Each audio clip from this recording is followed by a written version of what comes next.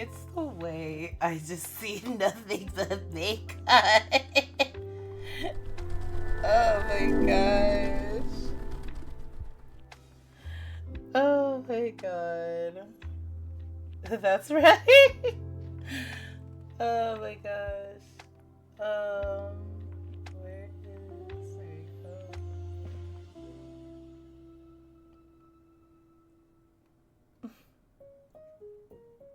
Oh.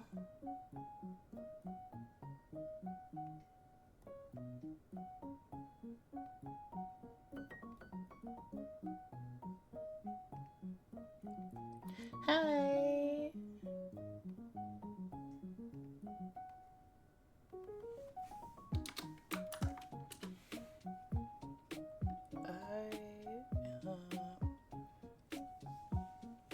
Oh my god. Where is hold on. Again, something happens. Okay, hold on. Okay. Uh-huh. Uh-huh. Okay. We love Scott. I know. It's very funny. It's hilarious when it's like, there we go. There's me.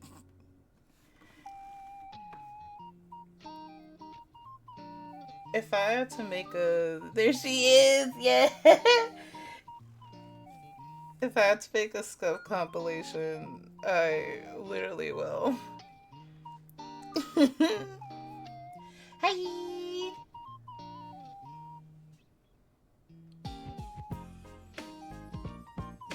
I love your cuts. I've been on a overdrive of content, dude. Like,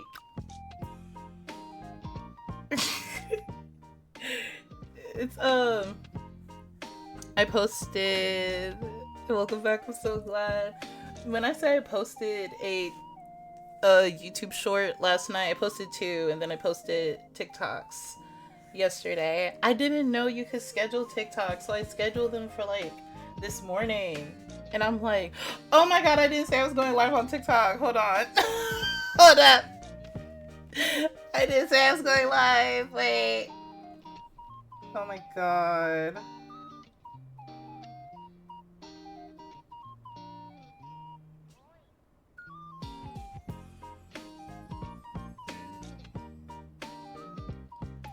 Oh my god, I did it again to where the point I forgot.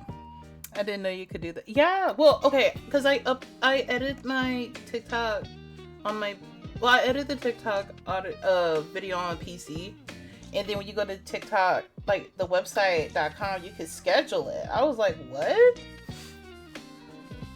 Yeah.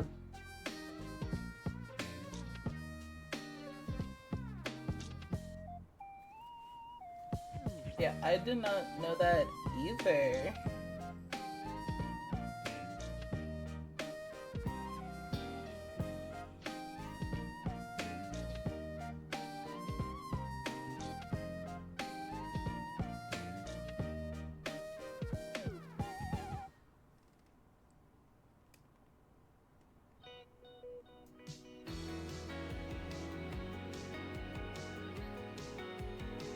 I cannot focus. Well, I can, like, I'm going live, but I'm also like trying to tell TikTok I am going live.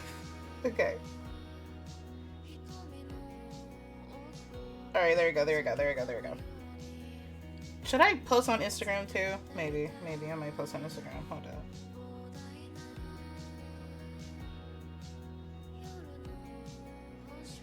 Okay, I do this again. I was listening to the music and I'm like, it sounds very familiar. Yeah.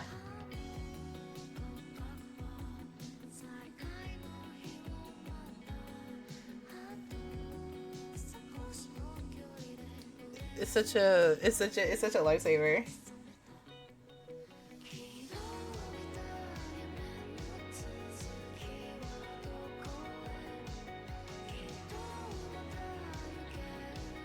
I have exciting news. I don't know if you guys I don't know if y'all were follow me on Twitter.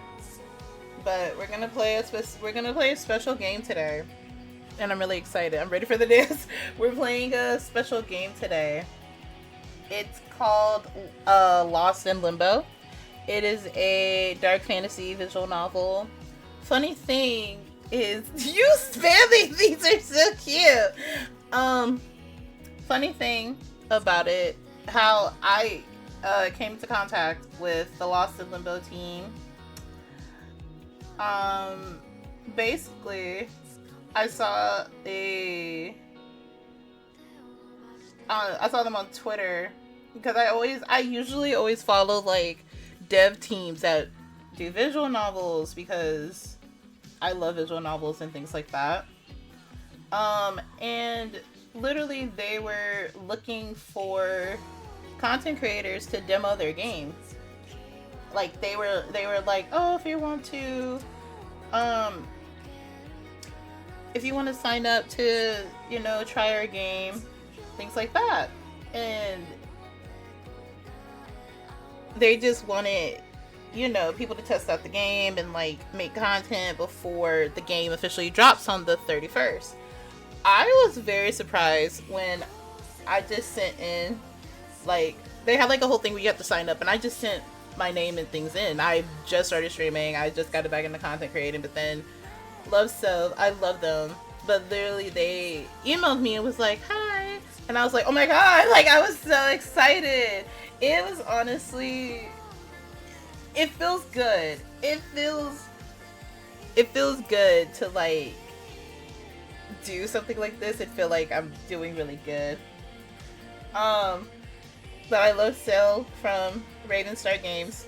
Love them so much. They've been such a sweet person to contact. They've been great on like keeping in touch with me. I know a lot of things aren't really official yet because I need to get emotes. I need to get all this stuff. 9 times out of 10, May, I'm going to literally be in a Discord call with you while I try to figure this out, because I have no idea how to do any of this. The way the little emotes! That's so cute. Oh my gosh, you're so funny. I'm ready. Okay. Well, let me... Hold up.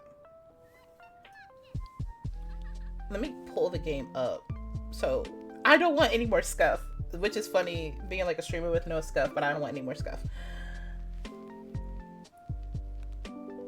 The uppie! You're so cute! Okay, hold on.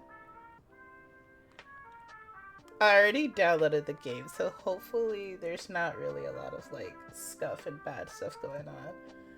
Hopefully smooth sailing. Hopefully it's smooth sailing, y'all. I can't.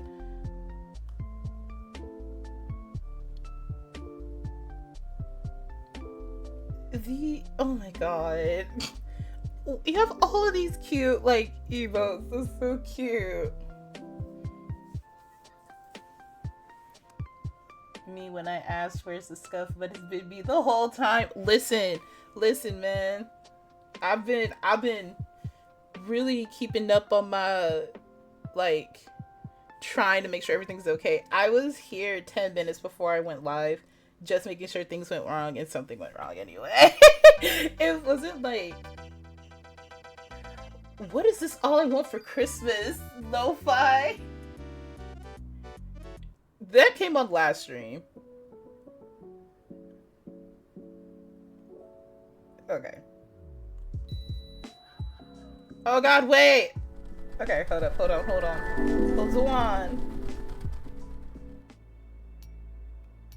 Okay. Hold on, gang. Alright, y'all. This looks amazing. Hold up.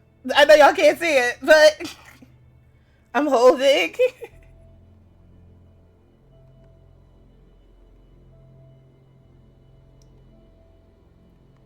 Okay. Let me change the window, because that's not what that is. Okay.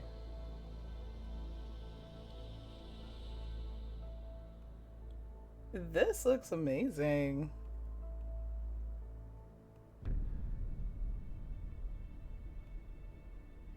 I'm trying to change the, like... Hold up.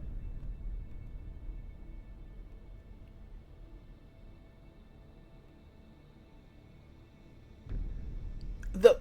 Can y'all hear it? Good enough? Can y'all hear it?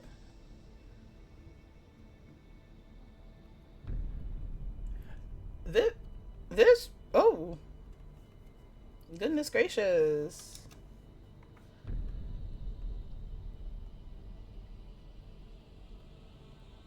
I'm nervous, but I'm excited.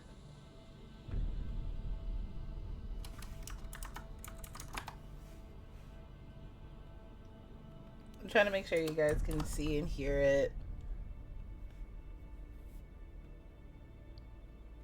There we go. There's me again, of course. Okay. So you guys can hear it well? Oh my god. Okay, I'm gonna turn it up a little bit, and I'm gonna turn me up a bit. Okay. So,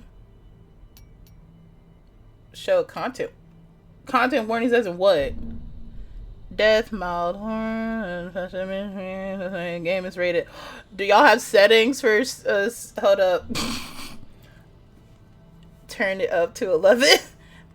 Listen, I might not have been streaming for long, but I know there has to be like a stream mode or something. I don't want to like upset the purple app. Imagine this is a horror. I would lose it. I would lose it. I would be so, oh my god. Okay. Okay.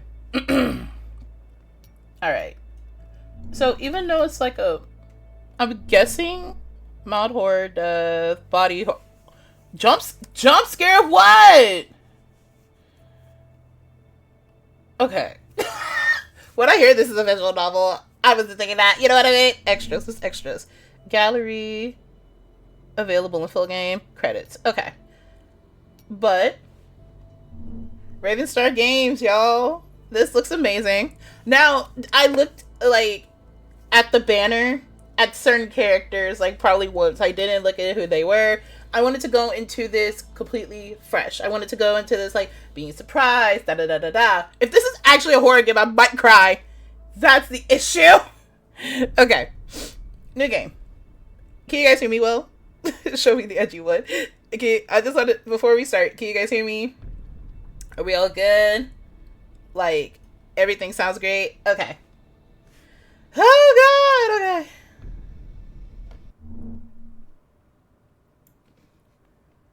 Totally not nervous.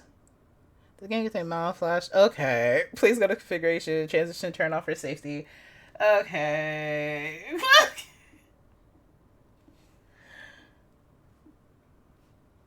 Name. We can do. I love when games are so inclusive. Winchester, like the wind. Okay, sorry. Ali.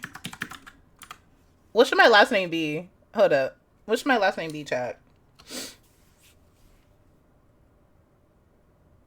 Winchester sounds like you know, like Dean Winchester, like from Supernatural. Should I just keep the last name the same?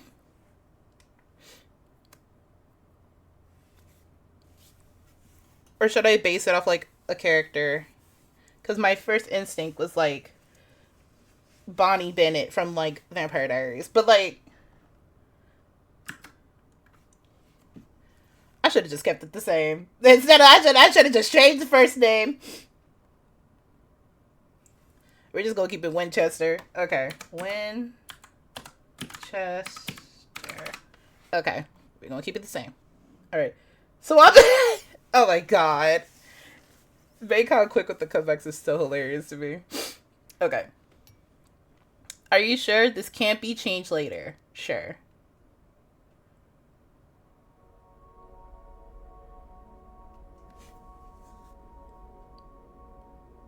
In my dreams, I see a black tower.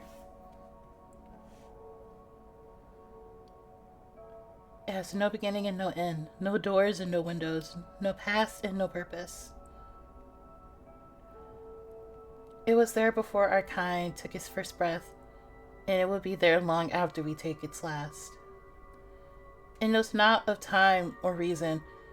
It is greater than life and truer than death. I used to be afraid of it. Every time I closed my eyes, it was there, waiting, immobile, and ever present. I often wondered what it wanted from me. As infinite as it was, it lacked a voice. My question remained unanswered night after night. Now I know I should have listened more carefully. More closely, I could read. It was a clear warning, one I was determined to ignore. Even if the answer had been right before me, I would have been willing to understand. Would I have been willing to understand? Would I have been able to turn my back on what was dearest to me?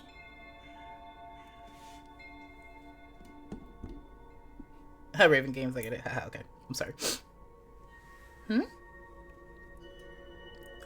Okay. It's just the first game! There was long hair! Calm down, Allie. Yes, I do wonder. Why am I telling you this now? Maybe even after everything. I still harbor love for you in my heart. Oh! You love me? Okay. May God I choose him! You think you outsmarted me, don't you? Oh. What will come next is inevitable. You are only delaying what was written in the foundations of the universe long, long ago. This was bound to happen. You are meant to fail, and I am meant to succeed.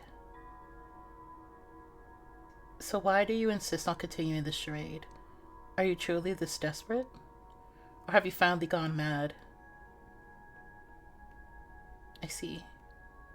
You think of yourself as special, don't you? The chosen one, the savior, the hero. Baby, Baby!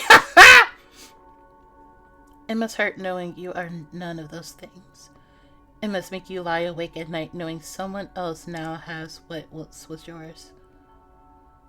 What is crueler than having no place to go, but having no one to be? That's mean.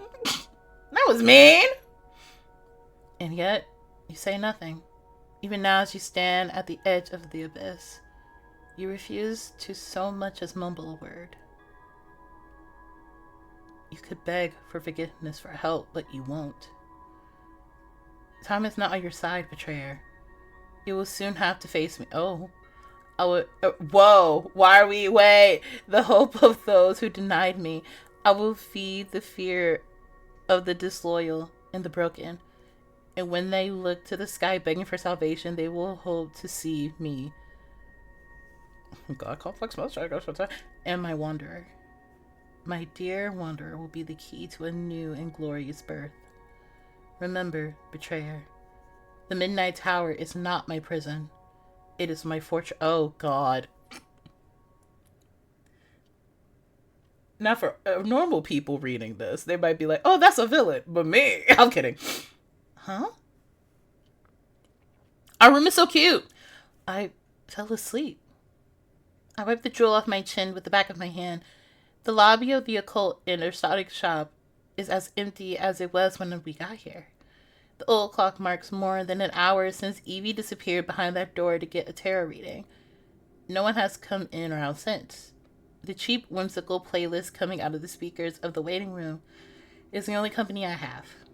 I'll take 14 of them right now! Chances are no one even knows I'm still here waiting. And yet, the first sensation that takes me over when the haze of sleep dissipates is that of someone watching me. It's been happening again recently. That buzzing in my nape, the disgusting tickle of 1,000 eyes digging in the back of my head, following me everywhere. The blasted tower again. The dream is getting longer with each passing day, more detailed, more permanent. Now it even haunts my sporadic naps. Why can I not read today? If I close my eyes. What is crueler than having no place to go, but having no one to be. For as long as I can remember, this dream has been part of my life. An infinite tower decomposing in the bleeding night sky. It's a cryptic dream typical of the hyper-imaginative mind of a kid, something you let go of when you get older, but I didn't. It lingered until I stepped out of Feyborn to live my own life. Then it disappeared without a trace. But since I moved back 2 weeks ago, it's been visiting most nights again, as if it had been waiting for me to return. Sometimes I woke up from my dreamless sleeps to wonder where the tower went. Now I can only wonder what brought us together again. I can't say I'm surprised it's back, though. My mind has never been in a worse place than it is now. Jobless, broke, living back with my mom and grandmother in the old family house. Waiting for my best friend to get tired of asking questions about her future to a stranger that allegedly has supernatural powers. And dealing with ominous dreams provoked by feelings of anxiety and dread. One therapist told me the tower may symbolize my regrets, my self-hatred, or my fear of an uncertain future. Another specialist had a different hypothesis. Having my grandmother constantly claiming the tower is cursed may have had some effects on my brain as a kid. My mother definitely agreed. Based on grandma's superstition thinking, the longer I stay here, the more evil rubs on me. This means I'm cursed by now. Following that logic and everyone else who lives here, you'd think they would notice if they were. Maybe if I believed in those kind of things, it would bring some kind of relief. I could try to uncure myself, if that's possible. Cleanse, purify. I'm not sure what the word would be.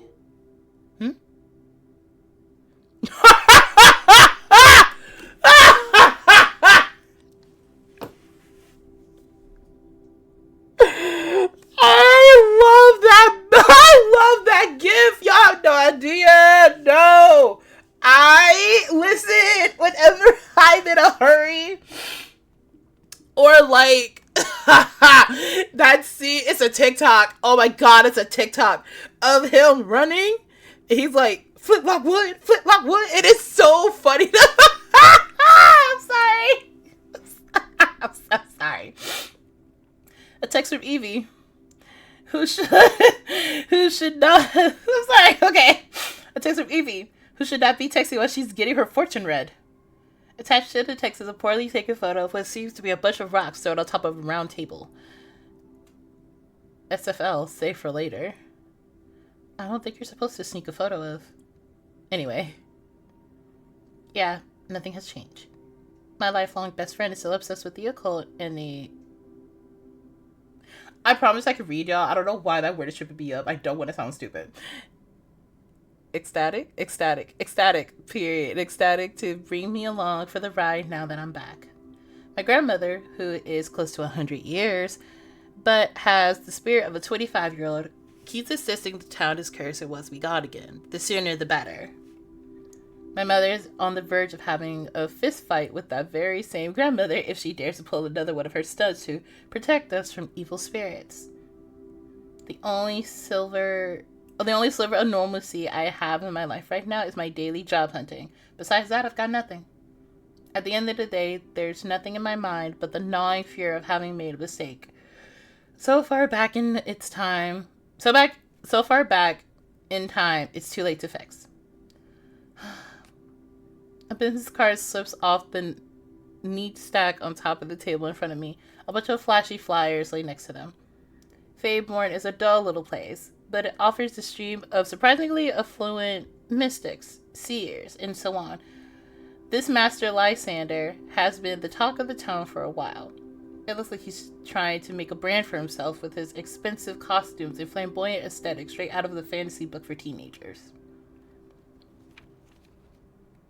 I put the business card back into place and pick up one of the flyers. Glitter falls from his pages and onto my lap when I open the thick, glossy, fold-out paper. Damn, my 14-year-old self would have loved this. Huh? A wandering mage seeks knowledge and offering enlightenment. The solution to break the curse that falls on the city lies nowhere else but in my powerful mind. No way, this man also thinks this town is haunted. That makes 2 people in all of Faber, which isn't much, but it's weird enough. Or maybe every place he visits is haunted. Convenient. Am I right, Master Lysander? You can meet anywhere. Whoa! Whoa! Whoa!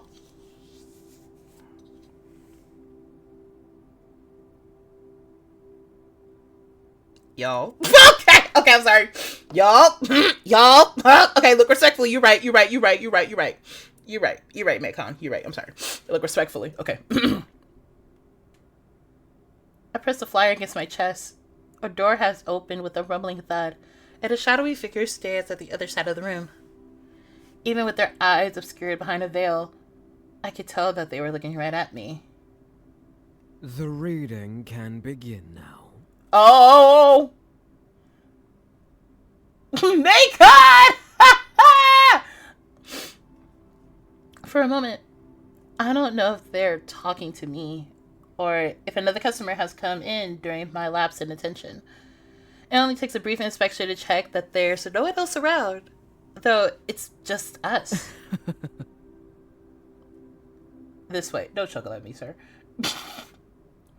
They gesture with their arm, holding the door wide open in clear invitation. You know what they say, never look a gift horse in the mouth or politely decline. I want a reading. I would like, I think it'd be fun. Let's just go back. Okay, me. Alright, y'all. Should we pick, you know what they say, never look a gift horse in the mouth or politely, well, I'll politely decline. I guess because both of these options are like, no, but like there's one, do it? Okay. Wait, do which one? This one or the politely decline? Because if it says, I'm guessing they both are like, no. But I want to be polite. Like, I want to be nice. Like, you know what I mean? Take him to the back. Take him to the back. That's crazy.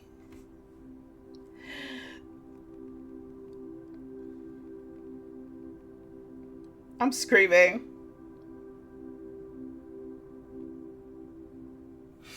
Alright, I guess. Oh well, it's either getting a tarot reading or wallowing in my misery while I wait for Evie to finish up. And that could take, what, 3 hours? I wouldn't be surprised if Master Lysander kicks her out. Before I can open my mouth, however, I remembered something crucial. Sorry, I didn't book a session. My friend is already in there with your colleague, so... On the house. Your soul looks like it craves some advice. I don't like that you call me out like this, good sir. Person. I managed not to make any weird faces. As much as this is not my thing, I'm not about to laugh at it either. Out loud, at least. My soul is kind of fine. You don't need to bother. Is it now? Mind you, my colleague won't appreciate you digging a hole in our floor without good reason. A hole in the floor? Their eyes are pointed aimlessly at my leg, my rapid bouncing leg. I stop immediately, heat crawling up my face. Allow me to insist. Alright. Maybe I could get another funny prediction to add to the pile. It would be way more entertaining than sitting here and staring at the ceiling for God knows how long. I stand up from my seat, and her smile broadens. Okay. As I follow them, I give a last glance at the door Evie disappeared behind. I'm sure I'll be done before she is anyway. Girl, I don't think Evie there no more. I'm gonna be so honest with you. Oh. Inside the room, the psychic stands in front of the bookshelf, their fingers hovering over the spines of the many books neatly tucked inside. It's a small place that barely has space to move around. The air is heavy, charged with different smells mixing together in a distinct perfume. Please close the door and take a seat. I reluctantly look back at the waiting room. There's an odd presence in my chest I can't get rid of. No. I've never been intimidated by places like this. I'm not about to start now. I push the door until it's sealed, sending a flurry of some kind of sparkling powder from the door. Think You got one more time to chuckle at me, good sir. I'm gonna be so for real with you. I'm gonna be so honest with you. I'm gonna be so for real with you. You got one more time to chuckle at me like that while I'm trying to be respectable. As I take my seat, the seer starts rummaging around. When they finally sit in front of me, they place a small notebook near the edge of a small notebook near the edge of the table. It's shabby to say the least. The faded cover still has some visible white lines, but I can't make any sense of the drawings they used to form. I'm assuming they take notes on their sessions here. Maybe this is some kind of roleplay thing to keep the magical ambience up. It's kind of cute. I have been waiting for you. I ain't tell you my name. How you know my name? My heart skips a beat. How did you? They smile slowly. The one between told me about you. They knew you would come to me today. Who's the one in between and how they know my name?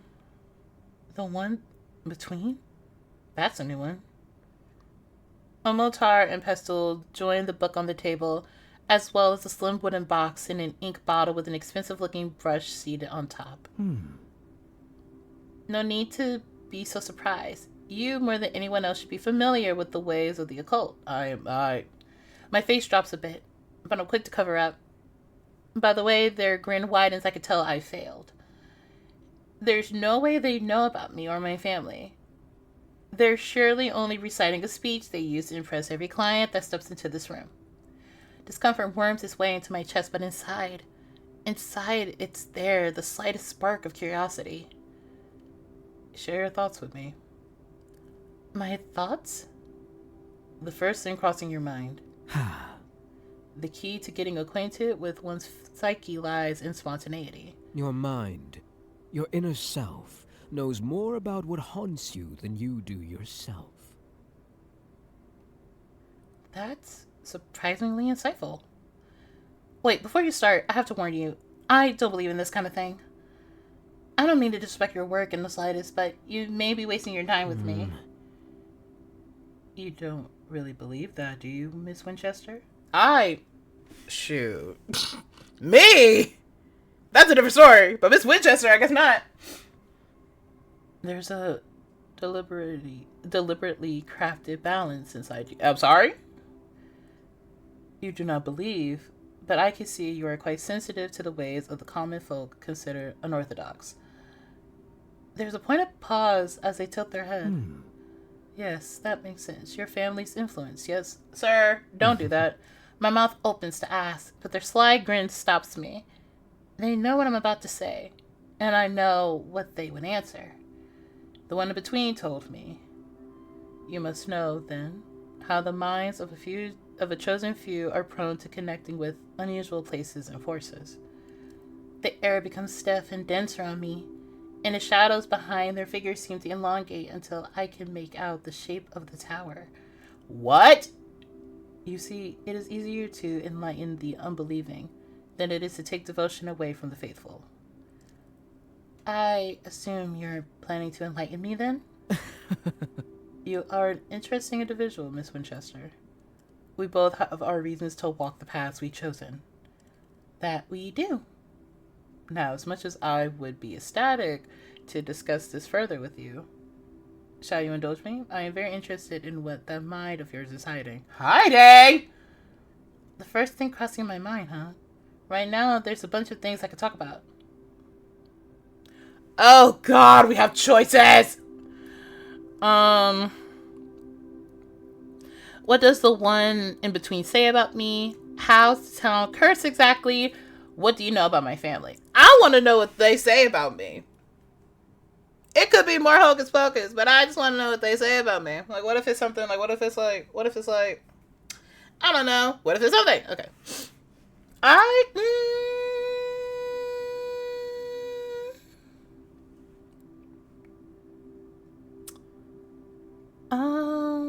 I want to know what the one in between says about me. What can this one between tell you about me? If they know so much about me, you surely don't need to ask me. They lean forward ever so slightly, and I find myself imitating them. They said you would pose a challenge, which I've already found out myself. Were you anyone else, I wouldn't have offered you my aid, but you truly are a special one. Fearless, confident. Life has tried to bend you to the ways of others, and still you have prevailed.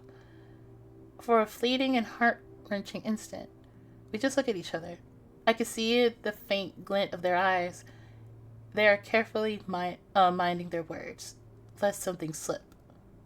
My. Some would think that you're flirting with me. Girl, what? I am not this bold. I am not this bold, good ma'am.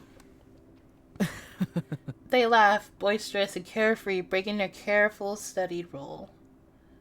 Oh, I wonder.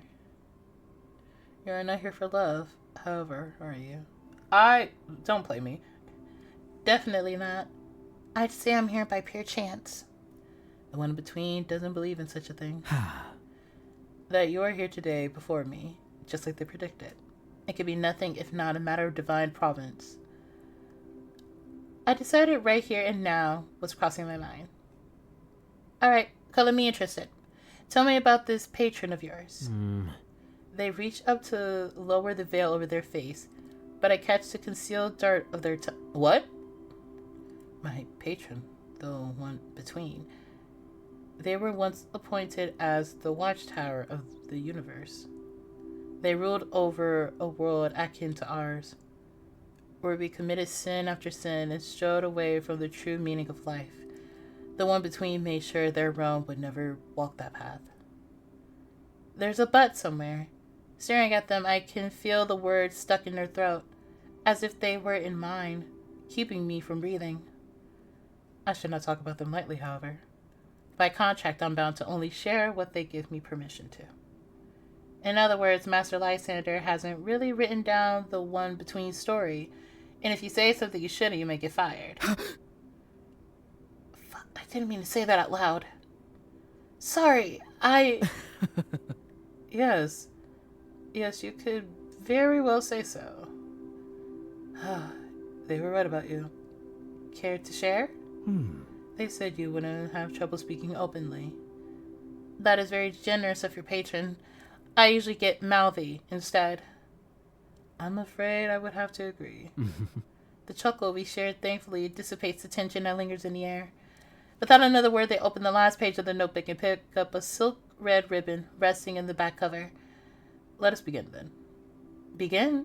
What has this been? Just a warm-up? Exactly. Under my vigilant stare, they tie one end of the ribbon around their wrists. They extend their hand to me next, leaving it on top of the table. It's calloused and full of scars. Some of them are faded, small and thin, while others coil like serpents from the heel of their palm into the depths of their tunic. Your hand, please. I hesitate. Something doesn't sit right with me. It hasn't for a while now, but how does this person know so much about my life? It's impossible. Do I know them from somewhere? Are they an acquaintance of my family that I don't know about? Not even a stalker would know about the intimate parts of my childhood. At least that's what I think. I can't say I believe any of their words, but the shadow of doubt is starting to settle in my chest. Worst case scenario, Evie has been scammed and these people are weirdos. But what if this really gives me some answers? You seem to be particularly interested in me. I cannot deny that. What do you win with this? If I stood up and left now, what would you lose? My patron would be disappointed. I don't expect to recruit you or convert you. I merely wish to give you insight, to give you the choice you've never been granted. Let's make a deal then. If I go through with this, you'll let me ask you as many questions as I want, and you'll answer them. Their shoulders relax with a timid exhale. I give you my word that after this whole ordeal is over, you will have the answers you seek. See, we're not being specific enough. This isn't giving everything that we need to know. This is not specific enough. Good. Not that their word means anything, but I'll take it for now. I place my hand on theirs. And to my utter disbelief, they flip it over. They don't seem interested in the lines of my palm. Instead, they tie the other end of the ribbon around my wrist with delicacy. and then dip the brush in the ink. As I do, I sneak my other hand into my pocket where my phone is. If something happens, I just have to press the power button 5 times. Then it's 10 seconds to count down until emergency services are notified. I sound crazy. Nothing's going to happen. The seer stops before the tip of the brush can touch my skin, their eyes finding mine. I give them permission with a curt nod. It's oddly fascinating. I thought I had seen everything. Oil, water riddles, ashes, needles. But this is new. I close my eyes, focusing on the almost soothing sensation of the brush caressing me. Yes. Relax. Let your mind wander far, far away. To places you never believed you could go. I'm on the fact that this game said jump scares. And the fact that we closed our eyes, y'all, I'm not a horror girl, okay? I'm not a horror game girly. I'm not. We're gonna have an issue and I'm gonna cry. Okay. I nod. Their voice is so captivating, it's almost impossible not to sit back and breathe deeply, concentrating on the feeling of air filling my lungs, and then leaving in a fluid exhale. My hand is left on top of the table as they draw theirs away. The wood pressing under my fingers throb. It's gonna be like a sigil on her hand or something. On the black, empty canvas that covers my eyes, I see something slithering up, high in the sky. See, it connects with you. Oh, God. Oh, God. Oh, brother! Okay. The tower. It materializes before me, so alive. I can reach out and touch it. There's a lonely path carved in the mountains, disappearing behind a thick curtain fog. What do you want from me? What are you? I hear... What is that? I hear a metallic shing, raising goosebumps on my limbs. I become aware of the silence, of the rumbling, of something beneath my feet. There's that strange tickle in the back of my neck again, slowly taking the shape of a pair of eyes. Ah! Something pins my hand to the... What?! Don't play me. My hand! The pain doesn't strike right away. Fear does.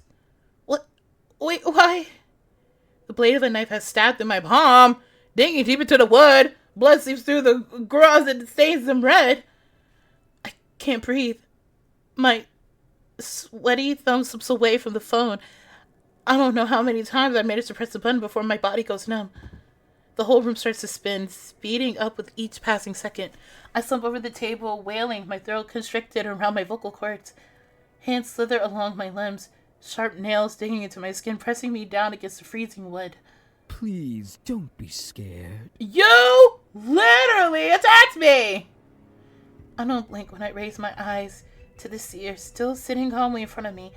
They smile at me through the shadows of their veil, placing their hand on top of mine. I shudder at the cold touch. They're bleeding too, and our blood mixes in an indistinguishable crimson stain. We all have to play our part in this. I don't like those. Listen! I thought you were cute. Now I'm scared. Their face draws close to mine, but I can't recoil. I can't fight this agony, turning my limbs to stone. Their eyes. I have played mine, and now it's time for you to play yours. Oh my God, his eyes. They raise their fingers to my hair, brushing it out of my face. Fight. Fight. Fight, Wanderer. Fight. If you want to live, fight. Fight. Oh God. Oh God. Ah. A strength that should not be within me rushes through my veins, inhuman and raw. My free hand curls around the handle of the knife at a dizzying speed. I yank the blade out of my hand, drawing an arch through the air with a bubbling blood. The knife edge glides across the seer's face. Their flesh resists the blade, skin and muscle pushing back against the grip to no use. You know what I just thought about? I'm sitting over here thinking about this. I didn't think that this could be the man from the beginning. You know, when we first saw the man at the thing, we didn't think about I didn't think about that. No, I did not. Everything breaks.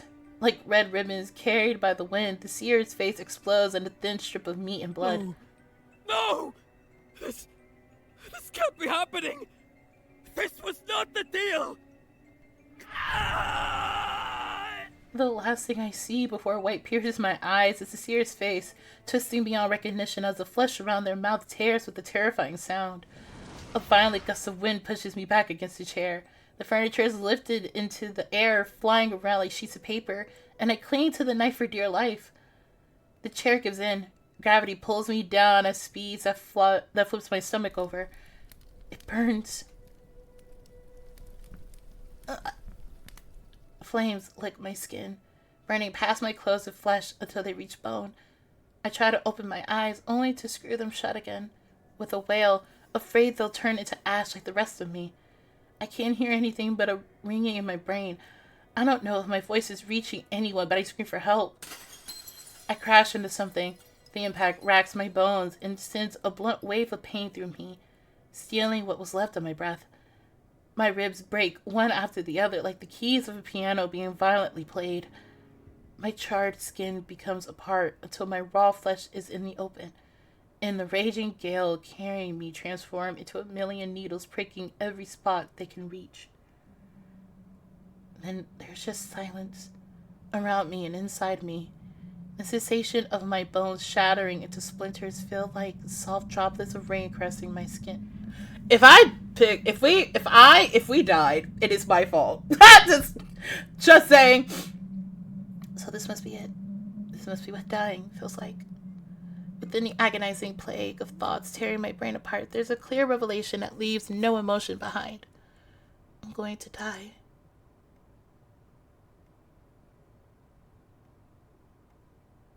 Awake, my wanderer. We ain't dead? Oh my god! Okay, we're dead! I see the night sky. Porcelain tears glint in the vast darkness of the world. Above and below, as far as the eye can see, the soft hands of that void brush my hair away from my face, embrace the soles of my feet. I'm standing, or so I think. I can see my bones peeking through the sliced and scorched meat my body once was. I feel nothing. You are here, but you are not. There's no sense of direction. Left and right merge with up and down, and the only points of reference I have are my useless limbs. You are not complete. Something warm touches my hand. When I look down, there's nothing but the pitiful sight of thin bone that remained attached to my arm. It's not my body that's being touched, it's me.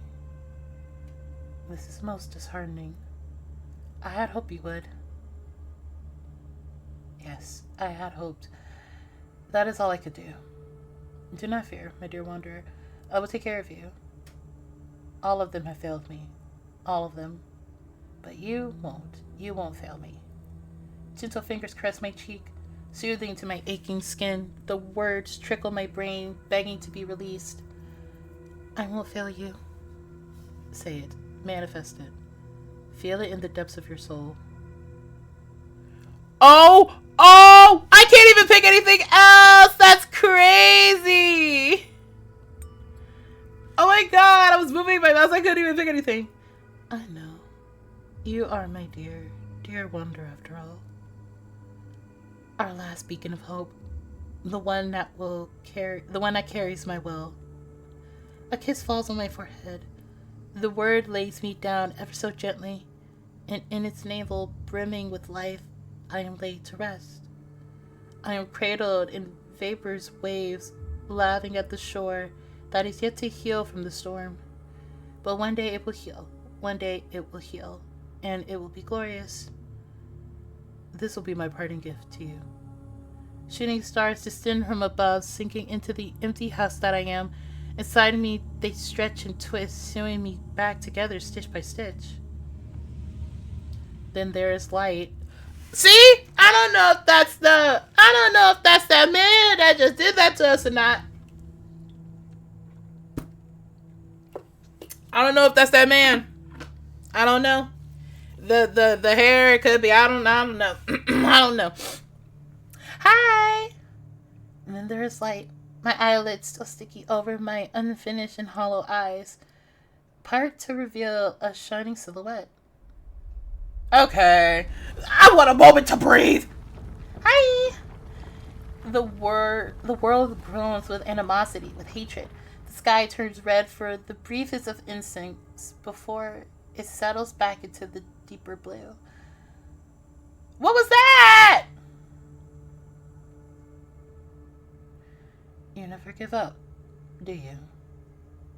Bringing it to my scarred chest, taking my wonder away from me.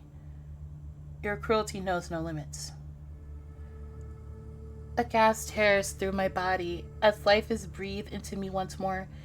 The pain is numbing and suffocating, but there is no chest for me to clutch. Our time together has come to an end. I will see you soon, my dear wanderer. I will see you soon. I don't like that. Where am I? What is this? My eyes snap open with a strength that sends a painful jolt directly into my brain. Ugh. A dream? It all was... Fuck. It's dark. The red and black dots burn into my corneas, mixed with the tears glazing over my eyes, making it difficult to focus on what's in front of me. I catch a faint chant of crickets in the distance. My skin shivers as I look at the clogged sky. It's freezing. I prop myself on my elbows, coughing and spitting the patches of grass from my mouth. My lungs are burning. Ah! Suddenly, every sensation crashes into me at once. I roll up onto my back, panting erratically for air, placing a hand over my aching stomach. Everything. It burns. I ball my hands into fists, only to be rewarded with a wave of sharp, white-hot pain. I try to gulp down every breath, but the air gets caught between my wheezing ribs. Under my skin, something's moved. What? Ah! Oh, you can hear it. I claw at my arms, at my throat, trying to tear off the lumps my nails run into. The pain, I can't. I collapse onto my side, blades of grass scratching my sizzling skin. A single drop of rain falls on my forehead. It's fine, Allie. You'll be fine. Clenching my jaw tight, I catch one breath after the other. I don't know how long I wait before the agony tearing me apart finally ebbs away. The first coherent sensation that takes over me is the smell of wet grass and dirt. I sit up. The sudden motion summons black dots in my vision, but I force myself to my feet.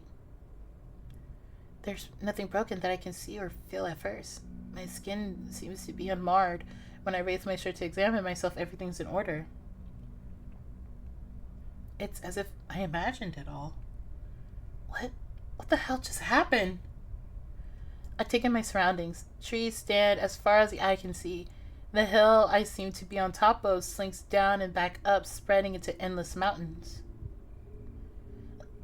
My head. The sudden throb of pain calls my attention back to my body. I look down, gasping at the sight of blood dripping down my forearm beneath the thick layer of mud. The memories spring forth as if form an open faucet.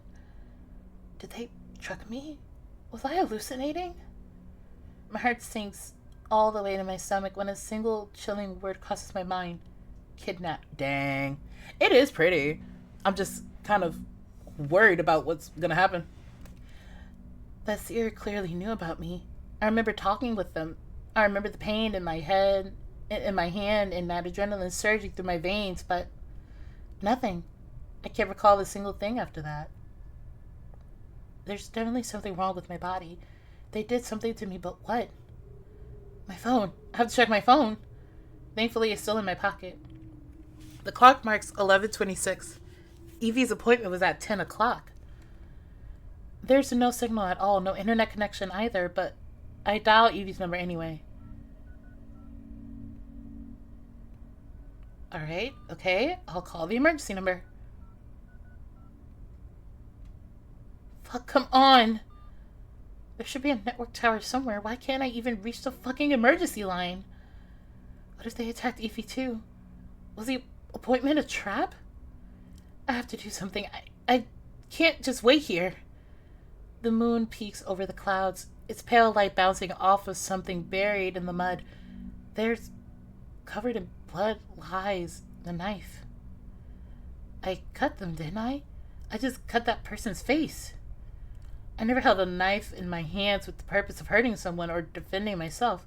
As I grab it now, I don't feel that strength from before, but an unsettling pressure in my chest. It may come in handy. Someone might come back to finish the job, which is terrifying to think about. Let's get a move on. Oh, this is so pretty. Oh, the red. Oh. Balancing the knife between my fingers, I fit my phone on my palm, eyes trained on the empty signal bars as I start to march forward. There has to be a network tower somewhere, or a road I could get to. There's some kind of band tied around the trees, which means people must be living nearby. My eyes are drawn to the candles burning at the foot of the carved rocks. Some of the wax is almost intact, which means they can't have been lit too long ago. This could be a pilgrimage route, or a camping zone. Maybe these rocks are some kind of landmark. The flapping of wings break the silence. A group of crows sit on the branch right above my head, tilting their beaks at me. I speed up, moving my phone around to catch even a small bar of signal. The crows follow me, bouncing from tree to tree, trying to guess where I might be going. If only I knew to begin with. Fuck, I'm not close to Fayborn at all, am I? Huh? A reddish light flickers in the forest below, standing out amongst the dark green of the landscape. It's a fire. There's someone down there. I'm saved. I raise my eyes to the sky as relief washed over me. The thick clouds dispersed to unveil the moon, as if she wanted to give me her blessing. I have never seen the moon look so big. It shines so brightly, it illuminates the forest, almost like a... Okay. Alright. That is... But I... No, wait a second. Whatever they did to me, whatever is going on, it's just my head, nothing else. No, something's wrong here. My heart starts pounding loudly in my ears. The tower is there, just like in my dreams, standing infinitely tall right before my eyes. Something dark emerges from its body, dissipating into the air like a thick mist. It exists. The tower is real. Who is talking to me? Ouch! A sharp flash of pain drills the inside of my skull. The light of the moon becomes unbearable, and I turn away, clutching my forehead. What the hell did they do to me? Frigid sweat rolls down my spine. There's a suffocating pain in my chest. I need to find help soon. I glance back at the fire, trying not to let the massive tower on the horizon drag my attention away. There's definitely someone down there, but I don't know if my body will hold out long enough. Go back downhill, keep walking to the fire. See?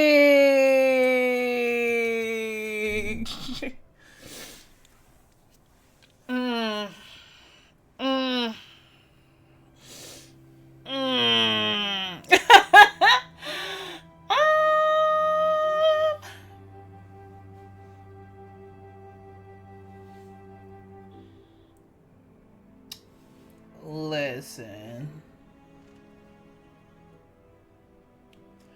Ravenstar, y'all did this. Y'all did that. This is good. This is great. I'm just terrified. Okay. Okay. We could walk towards the fire, go back downhill. Cause if we came this far, keep walking towards the fire. I'm gonna say. My lack of self-preservation says keep going. I can't! That's me! Keep walking to the fire. No, I'm almost there. I can't give up now. I've gotten this far. Just a bit more.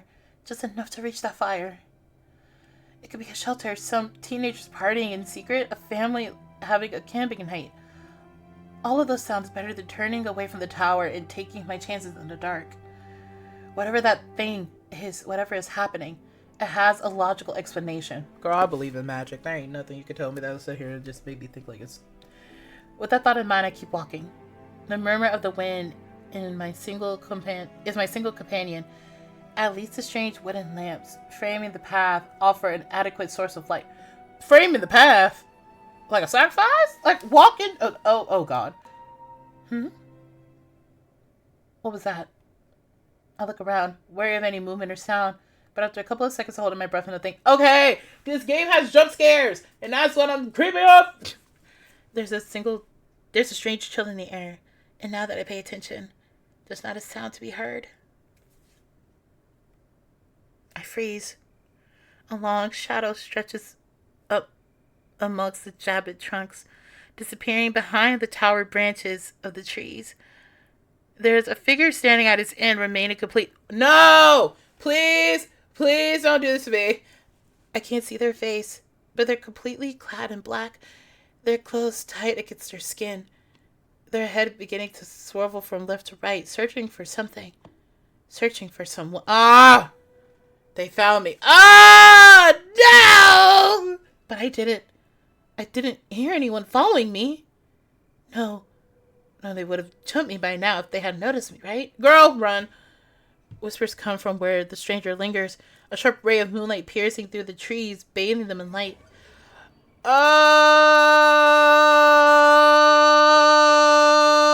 Okay. I should have clicked the other one! What the hell is that? I grip the handle of the knife with all my strength, taking a step back, the hairs on my arms standing on end as I take in the vicious, putrid flesh of the creature before me. Its skin, sizzling with the light, brushes its arm along the knotted together like a rotten chunk of meat. One sprouts after the other from a pool of mangled body, keeping it standing. Oh, brother. Oh, don't call my name, don't call my name, don't call my name. I slam a hand over my mouth to stifle a whimper. A familiar metallic stench reaches my nostrils, and I press my lips together in a poor attempt to keep the blood on my hand from seeping into my mouth. That's not my name. That's not my name.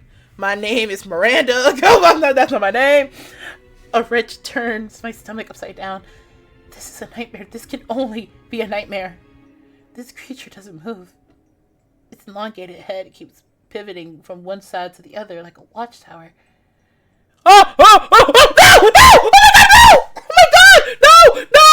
Oh my god! We're meant to run! Oh my god! We're going back. Hell no. Hell no. Hell no. Loading. Oh yeah. Oh, I'm going back. Oh, y'all let it keep. Okay. Okay. Y'all got me messed up. Y'all got me messed up. Almost there. Can't give up now. We're doing that. We're doing that. Yeah, we're doing that. We're doing that. Yep. What is that? The chill. Oh my god. What is going on? Oh my god. What is that? Oh my god. Oh my god. Oh my god. They found me, but they didn't. They found me, but they didn't. Oh my god. What is that? It's a monster. Oh my god. Jeepers creepers. Gotta keep it together. Gotta put it standing. Alley. Oh my god. Okay. We're going. Go ahead. The creatures the blue. Run. Okay. See. This is why we save at every choice, y'all. This is why we save. Y'all ain't about to have me messed up in here. Not me. I'm gonna take my little congratulatory sip of water, because you ain't about to catch me, baby. Absolutely not. Got me messed up. Every fiber of my being is set on fire. What the hell is that? No. Find what? The campfire? The campfire! Girl, why are we screaming? I don't realize I'm running until the bushes and branches start scratching my skin. As I push myself through them, every step echoes in my head, loud and painful. I need to get out of here. The mud becomes heavy and stick under my feet, but I keep going. The ripples of smoke come closer, and so does the tower. Keep going, keep going. Ah! My leg sinks into the soil all the way up to my hip. I try to yank loose, bending over and pulling with all my strength, but it doesn't. Am I in quicksand? Please, no, please, come on. A hand sprouts from the fleshy ground. Y'all, I might have to go back again. I'm not about to die. No. Another takes hold of my elbow, pulling me down. My cheeks press against the putrid mud. The joints of my arm. If I'm the only person that gets a bad ending. Something heavy falls on my back. The last breath of air I take is plagued by a rotten and thick liquid that pulls in the back of my throat. I'm sinking. I'm being dragged down. And then nothing. Did I die again? This is not supposed to happen. Why did you do that? Tell me. You're smarter than that, stronger than that, aren't you? I refuse to believe I was wrong about you. You are not done. We are not done, my wanderer. You shall rise again, but beware. I will not be there to snatch you from the great void hands forever. Awaken, my wanderer, and this time do it for good. What?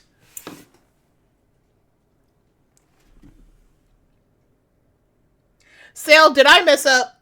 Did I mess up? I can't. Huh? What was I doing? The forest around me slowly comes back to life. There's a tingle on my fingertips and a foul taste in my mouth. Ugh, mud? Great. Eating dirt. What did I just do? Okay. I know. Yeah, I was running away from whatever the hell that was. So in other words, I was wrong the entire time and I have no survival skills. In other words, I was supposed to turn back. That's the only explanation this could be. That's the only explanation. What do you mean? I'm going to look at other content creators that had this game, and if I find out I am the only one that got killed twice, oh, I'm about to be upset. Oh, I'm about to be mad at myself. I'm about to be real. The anger in my heart right now. Go back downhill. You know what? I'll just go back. I can't. Now y'all got me messed up. So you mean to tell me either way, I gotta. The roaring echo of thunder marks the first step I take back downhill. The lightning bolt could have struck me, igniting my body back to life, but I know what's driving me is nothing else but fear. I grip the knife harder, jogging as steadily as I can. It was a challenging climb before it turned into a maddening descent. Damn it! My feet get tangled, catapulting my body forward. I tilt my shoulder to brace my fall as I skid through the mud until my head bumps a giant root of a tree. Before I know it, I'm mustering all my strength left back in me to stand. There must be a road at the bottom of the hill, right? Maybe I'll be lucky to find one before I have to... That's the music. I was like, what is that? Just keep going, and then I'm sure I swear, if I see that monster get filthy to me, someone stands completely still, almost merging with the trees looming above it. Oh my god, hold up. I'm saved. No, we're not. No, we're not. No, we are not. Oh, we're stupid. Why would you call out? Hey, over here. Please, can you help?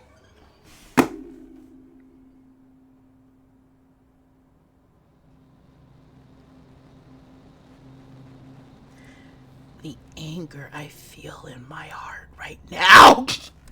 The anger I'm feeling. Me? The air freezes, becoming trapped in time. What stands in front of me is made of the fabrics of nightmares and the threads holding every scrap of madness in this world together. Its head swivels all the way back to face me. Poison flesh squelching in the twists of its eye. It holds itself like a... Okay.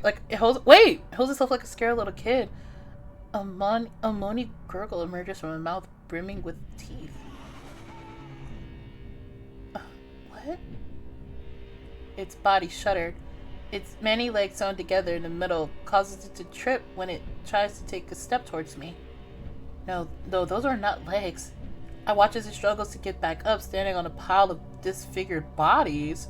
Mud covers this disgustingly tender flesh, and it wails my name once more. The cold clings to the tip of my fingertips, biting the back of my head, curling around my ears.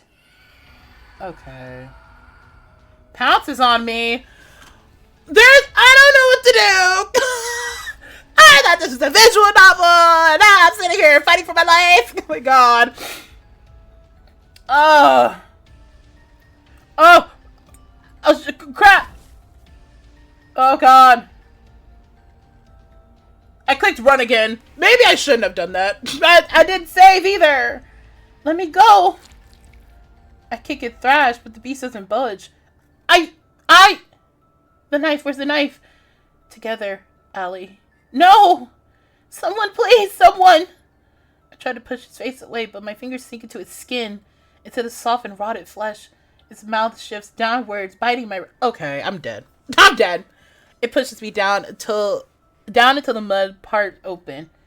In the I hear someone shouting far from the distance. I can't do anything. I'm going to die here. I'm going to die again. The last thing that I remember is the feeling of my lungs flooded with mud and darkness. Another fail. I don't know what you want from me! I don't know what you want from me! I am only a wee lad!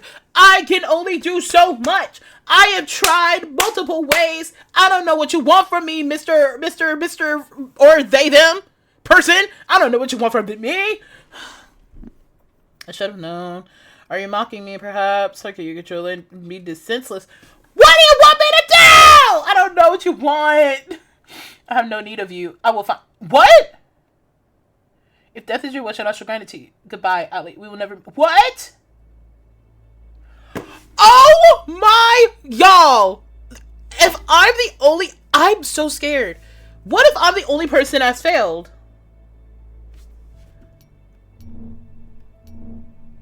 Oh! We didn't even get to anybody! Okay, no.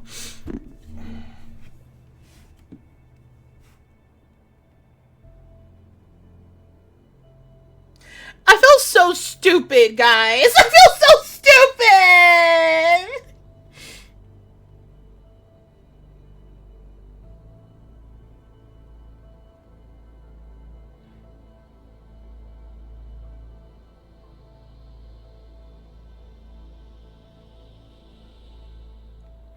I feel so stupid, guys.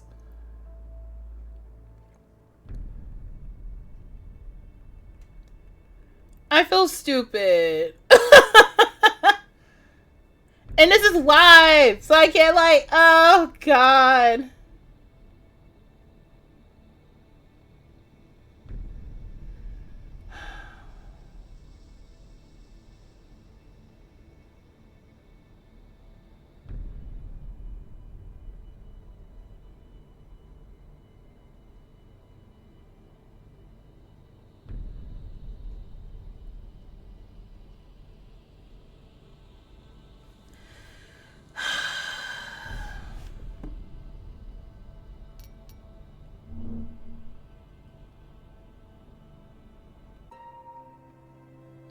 Y'all,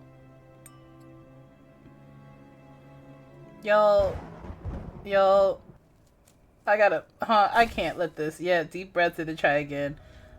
I'm not doing this again. I can't. If this is the monster again, I'm gonna be so upset at myself. Oh my god. His body shivers.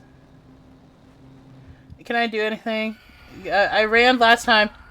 Why would I fight? Oh god, no, I'm stupid. Oh. Oh, wait. Oh my god.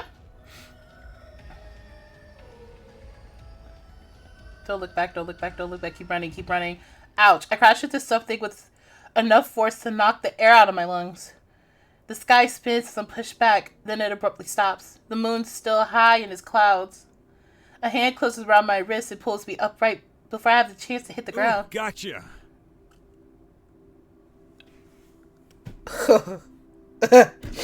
Oh, not. Oh. Oh.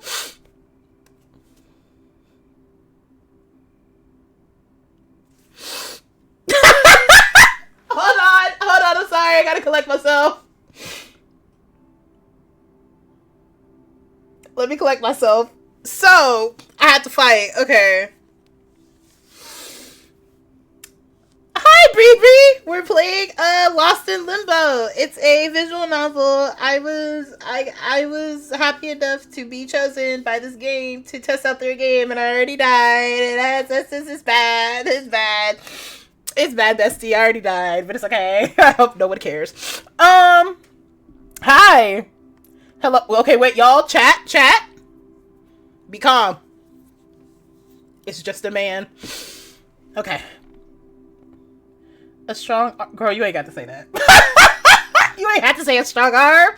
A strong arm sneaks around my way, sir, pulling me against a solid body. My hands move up to brace myself against it, and when I tilt my head back, still disoriented, there's a man looking down at me with a smile. You sure are a quick one, ain't you?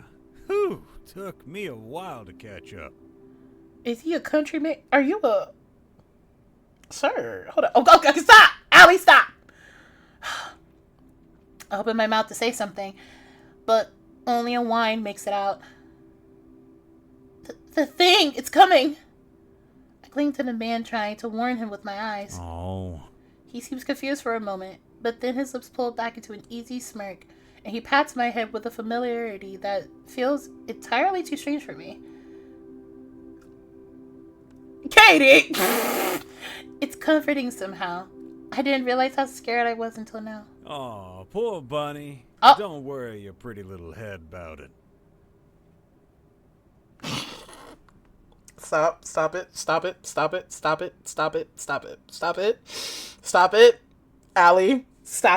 Allie, stop it. Allie, brain, stop it. Allie?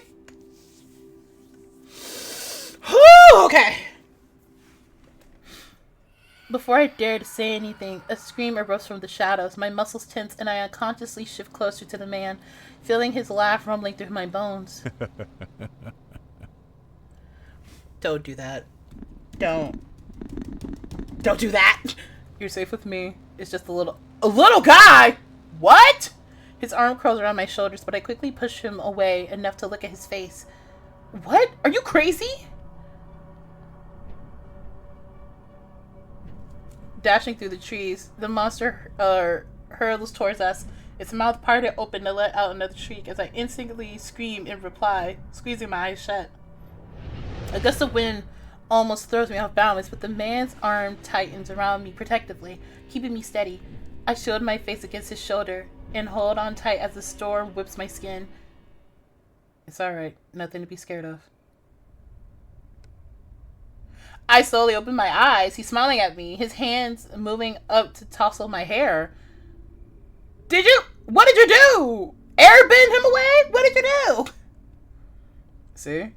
A bit ugly, but nothing you can't handle. What do you mean, nothing I can't handle? What are you talking about? Macon, I died. Hello, sailor. Macon, I done died twice. This is not, I'm not proud of this. I feel like I'm the only person that's died in this game. I'm so serious. Like, I feel so embarrassed, but it's okay. I turn around, heart beating in the back of my throat. I jump back with a loud gasp, stumbling against the man's chest. They ain't that dangerous when alone. A pack, though? That's something else. What do you mean? The thing killed me! The creature remained immobile, floating in mid-air. Its many arms are stretched towards us, mouth open and in a pained wail as it helplessly tries to shake off whatever keeping it frozen in time. It oozes something thick and oily that detached from its body and stains the grass underneath. It slowly disintegrates, then quickly regenerates. The sight teases a spot in the darkest corner of my mind. Uh-huh. Let's get rid of this. What do you mean, let's get rid of this one? I look at him. There's not a sliver of fear in his face. The wind returns in force, and I grunt, protecting my face with my arms. The beast chokes on a pained scream. The birds in the trees nearby fly away at the spine-chilling sound. I peek through my hands, watching as the monster crashes against a tree, and then another, and another, and another. The deafening noise of exploding wood muffles the creature's voice as the fog and distance swallows it. Silence falls over the entire forest. I lower my arms, taking in the sight of the scene before me. The trees in the line of fire are barely standing, teetering on what little remains of their trunks. Problem solved. See? Wasn't that scary, was it? Sir, I died. I died! Okay. A grin pushes at his cheekbones, showing all his teeth. See how much he towers over me! Hold on! He's huge. Massive, even. I swallow as I crane my neck back to look directly at his single beaming eye. Okay. Sorry. Okay. Thanks? Huh. No big deal. Happy I got here in time. I smile weakly out of nothing but politeness. I have too many questions. So many I can't count them all, and yet only 2 slipped through my lips. Where are we? Are we from around here? His smile crumbles. He crosses his arms over his chest, a thoughtful furrow on his brow. Well, this is, the woods beyond, which is bad. We shouldn't be here. Your name is now Cowboy. Your nickname is now Cowboy. Do I know your name? No, but your nickname will be Cowboy in my eyes, and you're going to be called Cowboy. Did you just make that up? No, of course not. He rubs the side of his neck, eyes surveying the forest around us, searching for something. Well, this is awkward. I barely overhear him as he mumbles to himself, but I have to agree wholeheartedly. Are you lost too? Is that it?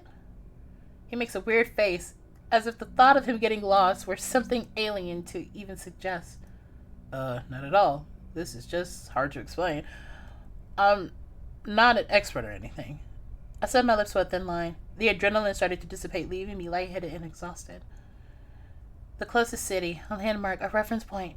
Any information would be useful, except for a made-up name like the Woods Beyond. I'm sure he could be a bit more helpful if he wanted to.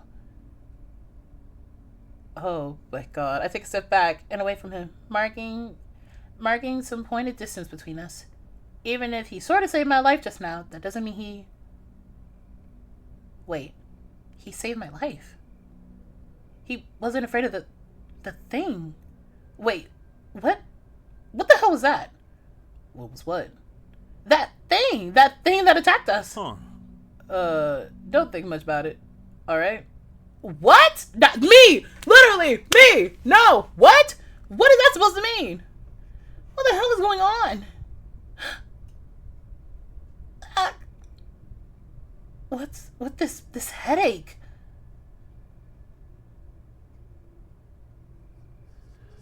I squint my eyes shut, trying to clear my mind. There's a loud mumble in the back of my head, trying to push itself forward.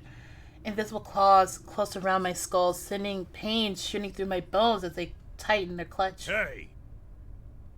Hey, you alright? My head hammers against my chest, and my stomach churns, the little food still in it, forcing me to slap a hand over my mouth. I cough hard and something sticky coats my lips. There's a lump of viscous and purulent substance sticking on my palm, mingling with my blood. The knife wound in my palm, now red and black, is dirtied in mud and specks of grass. Oh, damn it! An acid tingle runs down my arm, pulling at the wound. My teeth grind together to stop a heave from leaving my throat. Can you hear me? What's going on? His hand is hot on my back. His voice rings loud in my ears, piercing my brain and joining the whispers already torturing it. No. Hey, look at me. What can I do? Cowboy, you can... Stop! Allie, stop! Okay. Let him help. I should have saved it! Dang it. I should have saved it. I can only whimper back. My knees give way until I have to crouch down. His calmness reaches out to me like a friendly hand. He sits on his haunches in front of me, bouncing on the balls of his feet for a moment. I raise my eyes to meet his own, giving him my silent approval. You're gonna be fine. Focus on my voice, will you? I let the gruff but gentle drawl of his voice wrap around me, closing my eyes as shuddering breaths escape me. I didn't see the piercing eyebrow! Oh my god! Hi! Thank you for coming to the stream. I'm gonna take your hand now. Sounds good? I nod, stretching out my arm. His fingers are long, his palm wide and slightly calloused. He covers my good hand completely. giving it a firm... How tall is she? I breathed out shakily. He's so warm. You're gonna be fine. I'll get you out of here. For now, we're gonna breathe together. Follow my lead. I used to do that with Evie back in high school. I know this. I can do this. Yes. My voice sounds pathetic, weak, but he smiles. Let's go. Okay. Raven Games! Okay, sorry. Okay. He breathes in, then out. I have the sudden urge to chuckle at how rough he sounds. Rough he makes. I steady myself and follow him, gripping his hand hard. I focus on my body, on my throbbing pulse on the ground I'm sitting on my heart beating strongly where our hands meet. I run away from the insistent murmur grazing the nape of my neck, from the tendrils digging into my brain. May God! I let the air fill my lungs completely until my chest is tight, then release it when it does. That's it. Deep breaths. All the way to my what? Kelly belly. See? I choke on a bark of laughter, opening my eyes to look at him. He gently rubs the back of my hand with his thumb. What the hell is that? No talking. Stop. He's so hot! Okay. No talking, only breathing. I obeyed, begrudgingly, closing my eyes again. The dread knotting my chest subdues. My muscles relax, my body is heavy, as if I was back on my bed, too comfortable to move. The air flows through me with ease now, and I cling to the feeling of security it gives me. I'm in control once again. Yeah. Stop. He's so cute. He's so cute. I shake my head as my eyes open once more to his smirk. It comes so easy to him. I'm happy I'm not alone. You have a strong grip, don't you? Oh, I'm so sorry.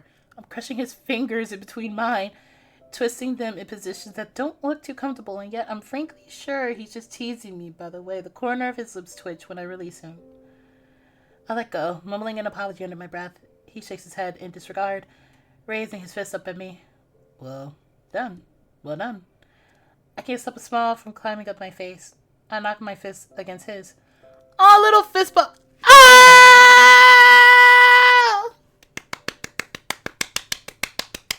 Yay! Yay for not dying. Now let's take a look at you. He winks at me. Stop. Producing a handkerchief from the sleeve of his tunic. Here. Let me clean that pretty face of yours. Stop complimenting me! Stop complimenting me! I chuckle as he reaches down to my chin, rubbing the soft cloth against my skin and wiping over my lips. I let him work in silence, watching as he scrunches his brow in concentration. For a moment I forget it's blood that he's cleaning off my face. I just become absorbed in the golden hue of his eye, in the little wrinkles of his lashes. There's a familiar warmth about him that puts me at ease. Then a handkerchief gets stuck on my right cheek. Something tugs at the peach fuzz and I groan. Sorry, you have a bit of...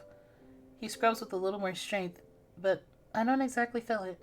There must be a thick patch of mud there, because it takes a while for the handkerchief to make contact. Why is he smirking like that? Are you having fun? Yeah. Lots, can't you tell? Now, as cute as that smile is, you don't want to be eating mud, right? Well, close your mouth.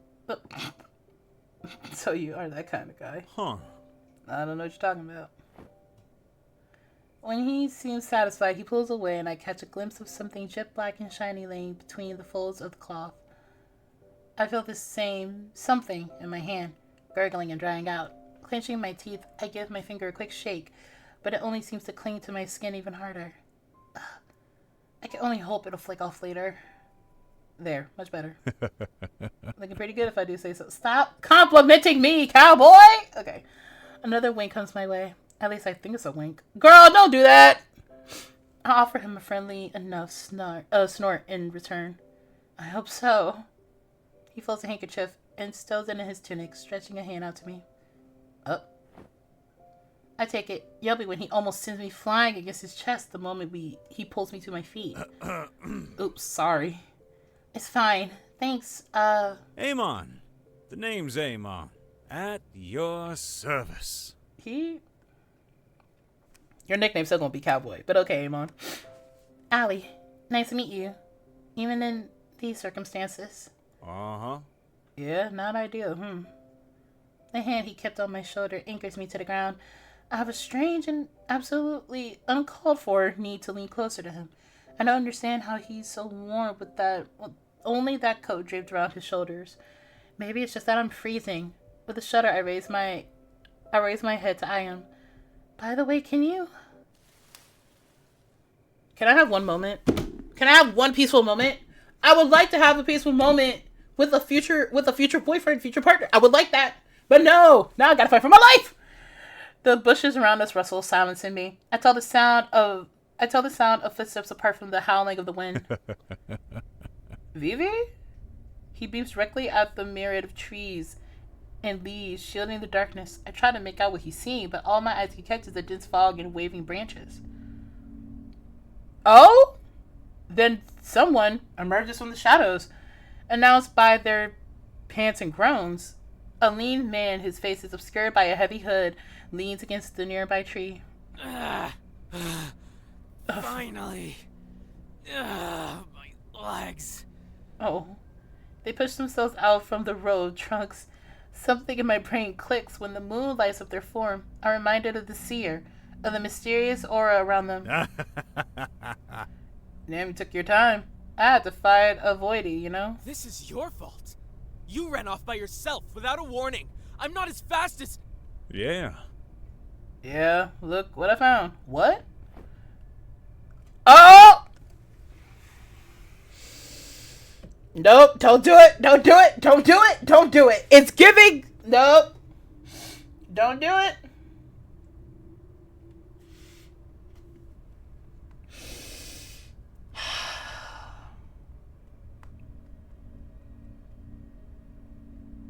He's giving Loki. And I don't want to say that, but he is.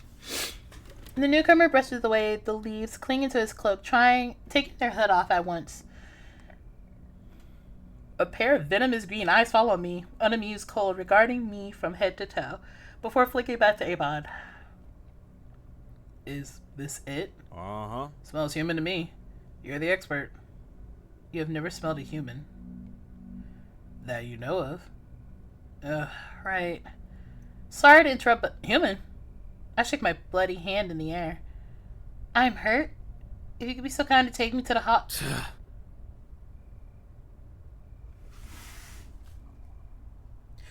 Who are you talking to? Hold on. Who are you talking to like that? Excuse you. Excuse you. What? Silence human, you will only speak when spoken to. I will speak whenever I want to speak. You ain't no... Hey now. Oh. You see how he defended me? Boyfriend. I blink, stunned. For a moment, I think I'm imagining it. They keep their eyes trained on the mind with raw disgust. I find myself at a loss for words.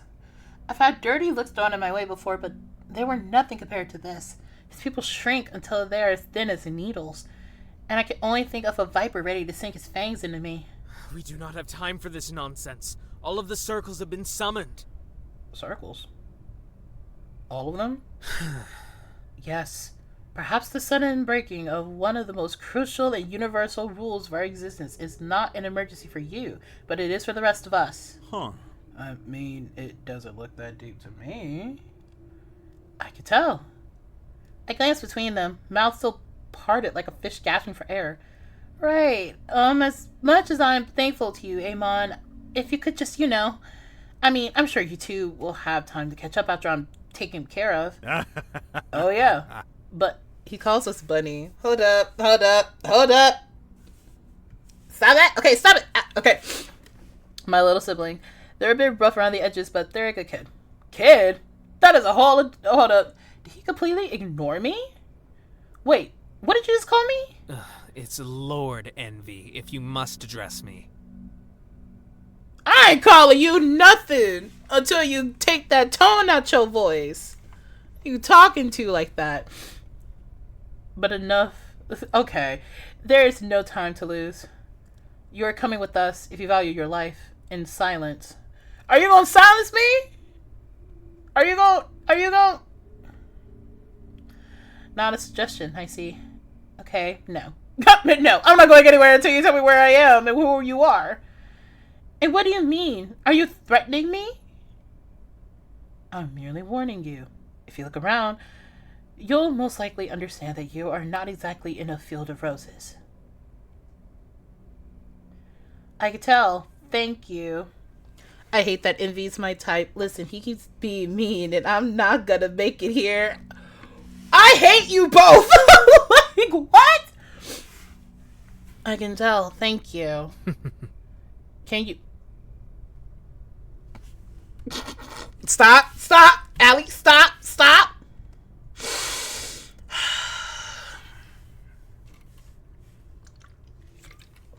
He's rude. Can you now?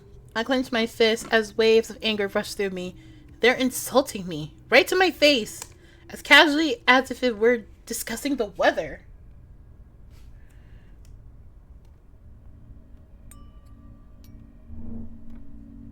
We can fix him.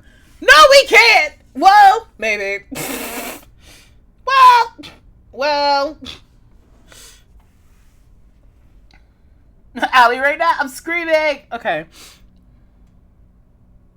Part of me wants to tell him off because my enemy's still over his brain, but I'm like, we made the same choice. Okay.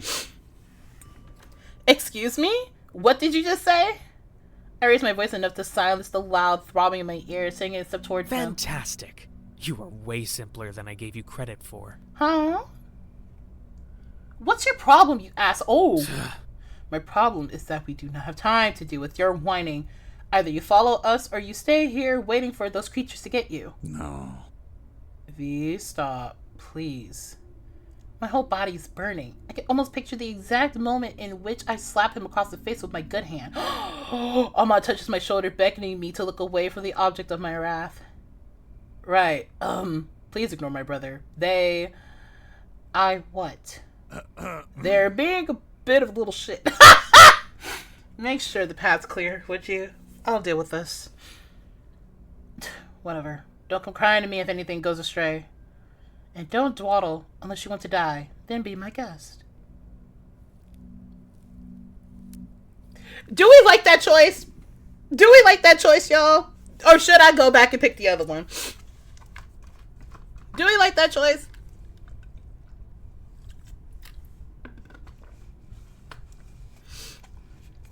We like it. Okay. Okay. I have one vote for we like it.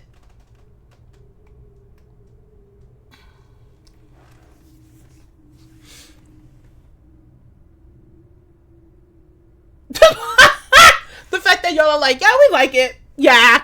Keep going with that choice. Okay. Emmy sneers at me before turning away and stalking off. I make sure to glare back. Well, that's that. He sighs heavily, massaging the bridge of his nose. You alright? I deflated his question, eyes so trained on the spot where envy was not so long ago. Oh, no, I didn't mean that. Nope. I understand nothing. I'm bleeding, tired, thirsty, hungry, and the last thing I need is to get mad because of an idiot who wants to get on my nerves. Yeah. Well, no, but... He smiles at me, slow and gentle. I'm glad at least he's the one who found me, not his dick of a sibling. Listen, I just want to know where we are and how to get to the hospital. I think something was done to me, and he rubs the back of his neck, avoiding my eyes. This secrecy, this reluctance to answer my questions is honestly nerve-wracking. What if he's also involved with that seer? Just because he was nice to me doesn't mean he doesn't want to hurt me later. Alright, this way. He starts walking. For a moment, I don't know if I should follow him or run any other direction. Girl, stop. Being overconfident is what brought me here, after all. I won't make that mistake again. When he notices I'm not moving, he turns around. Come on, I'll show you where you are. But you gotta keep an open mind. I squint and size him up. He doesn't flinch under my stare. No tricks? His eyes draw a pointed line over the mudded top of my head to my soaked shoes. You have nothing to fear. I'm totally harmless. That's a lie. He resumes his pace, the deep fog swallowing his figure as he walks away, not waiting for my answer. I don't have much of a choice, have I? That's not very reassuring, you know? Yeah, I know. But you have to trust me on this. Things are about to get weird for you, though. Oh, weirder than, whatever the hell that thing was? Yeah. Yeah, a bit more than that. Great. I keep my distance as I trudge after him, trying to be wary of my surroundings. I'm beat. We're nearly at the top of the hill, I think. The night and the low clouds around the woods now hide the vast expanse of the trees stretching towards the horizon. We don't walk for much longer before Amon comes to a stop. Whoa! That's pretty! Careful. My foot kicks a stray rock, catapulting it into another muddy descent. The fog has gotten so thick I can barely see anything. Next to me, Amon raises his arm, drawing a wide arch in the air. The thick mist curls and glides away from him, retreating upward until it's nothing but a sheer veil of dew. My eyes follow the edge of a long bridge, piercing the fog and leading to what looks like a small mountain. A tall silhouette stretches into the sky, illuminating by the occasional flash of lightning, thunder, comes a few beats after. A murmur that marks the distance between us and the storm. There, among the erratic clouds, stands a building with a soaring tower that shifts into a gargantuan spire. It looks like a cathedral, looming over the forest with an intimidation. A raspy clear that throws startles me as Amon steps forward, waving his arms before him as if to show off the view. Welcome to Limbo, the realm between. Our beloved home, prosperous land of the blessed ones. Baby, you are a country. This man is just like, I can't. The realm between what, you ask? That's not important right now.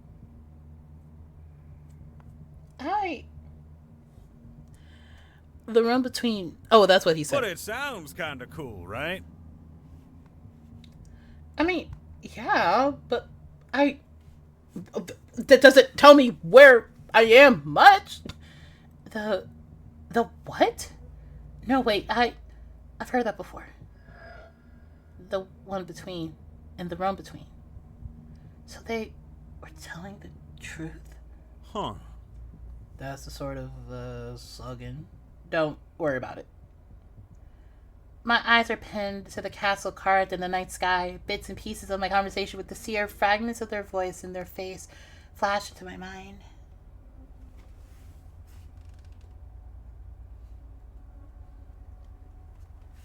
No, this is... Oh my God! My God!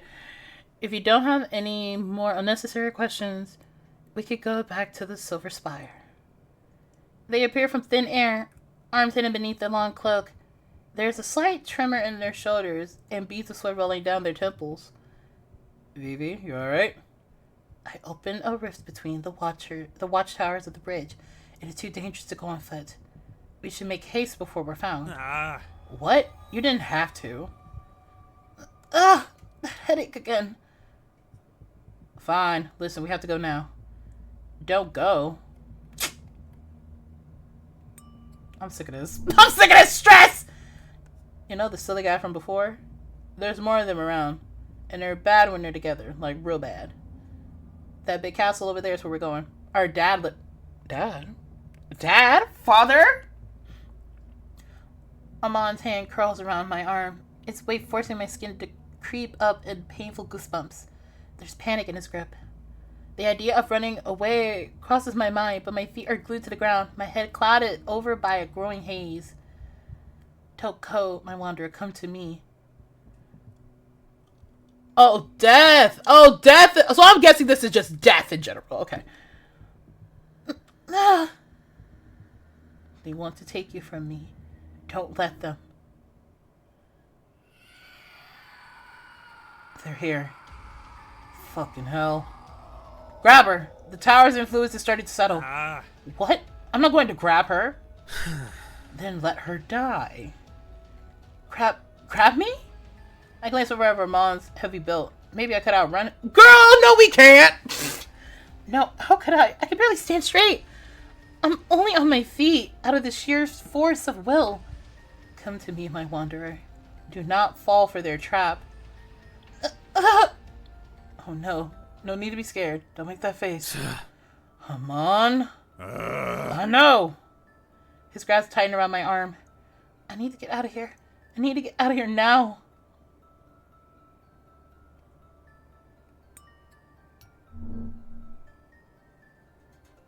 When they say, wait, hit him.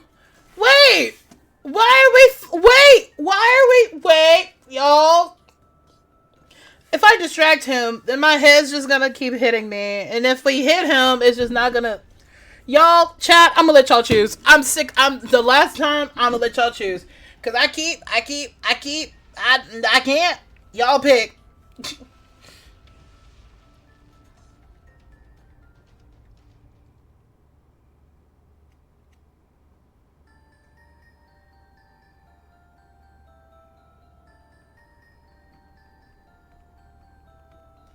Alright, we have 1 distract. We have 2 distract. Oh, no, 3 distract. 3? Okay. Oh, God. I saved it, didn't I? Did I save it? I did. Okay. Look over there. I cringe the moment my finger snaps up behind him. No way he's going to fall for that. What? Okay. I love him! When he fully turns around, I push him away with all my strength. I barely manage to move him an inch, but it's enough to give me an opening. I start running, speeding up as fast as I can as my knees plead for mercy. I can't believe it worked. What? No! We're stupid! What do you mean we just ran back here? I feed past trees and rocks, air is scorching my lungs as I take rapid breaths to feed my exhausted body. If I stop running, I'm done. Either I pass out or I get caught. I don't even know if they're following me. I can't hear anything besides the crunching of leaves under my shoes. Don't look back, just run forward. Follow my voice, my wanderer, come to me. The forest is just a blur of green and black. I don't... Ugh! I yank out the back of my neck, making my heels dig into the soil. I skid through before my muscles begin to halt. I'm bent backwards, bones cracking as my spine arches its limb and the painful zap runs... What? The thought is crystal clear in my mind. Move, run, but my body doesn't respond. Something flashes before my eyes, quick like lightning. I can't move. Every fiber of my body is tension. We're dead. We're dead. We're dead. I look to the side. Something steers and spasms amidst the... If I see that monster again, I'm going back.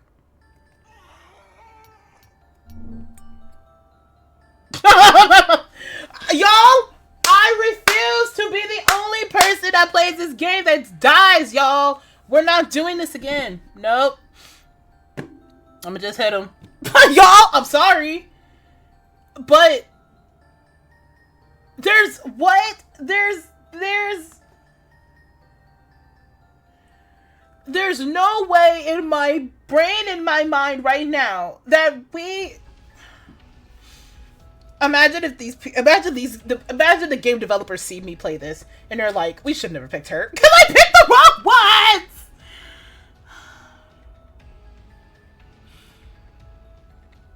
Yo, but what if something happens? I don't want to die again.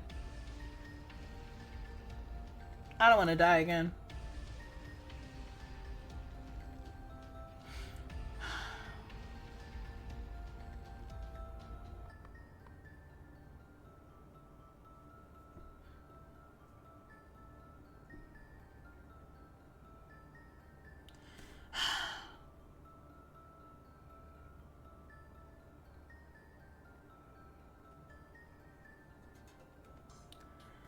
You're picking logically, though. I'm sure they know what it is that their players up for.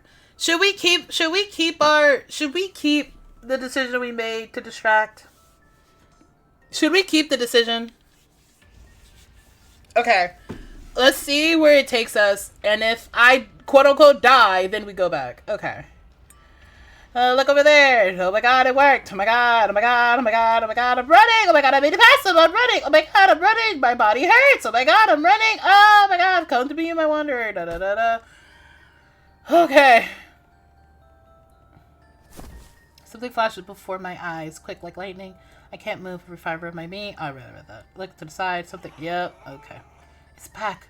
Amorphous and vile, decomposing and clawing at the ground, trying to get up, and behind it, worming through the trees, more like it.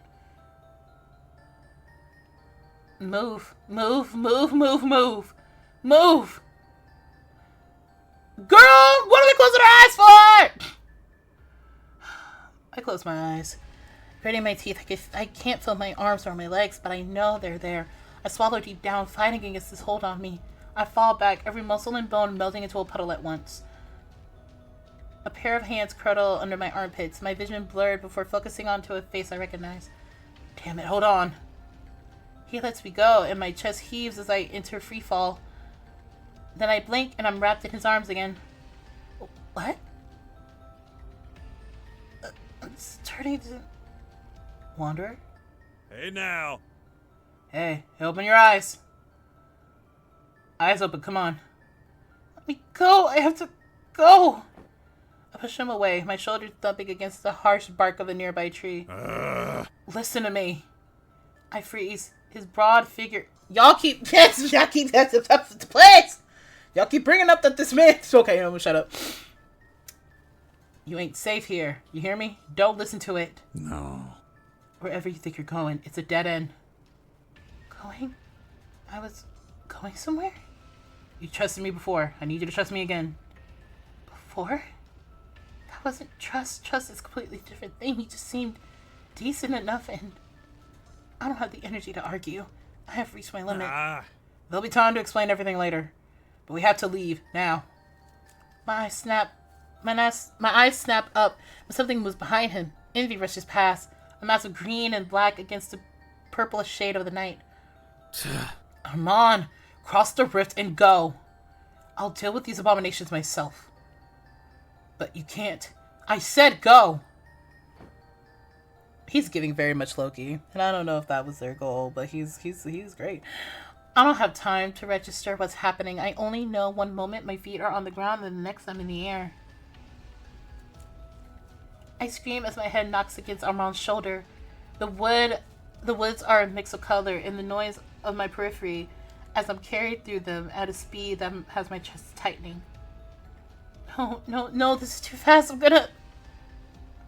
I dig my nails into his forearms, bracing myself. I close my eyes to swallow the acid climbing to my tongue, the unmistakable taste of breakfast rising in the back of my throat. I open my eyes, only to close them again, gasping for a breath of air that doesn't come. Something is shining so brightly. I wince as I try to catch a glimpse, turning my head to shield myself from the light. Oh, it's all right. I want to believe him. I really want to. But there's no way anything is okay right now. My pulse beats achingly in my fingertips, my cheeks, my temples. Right. You can open your eyes now.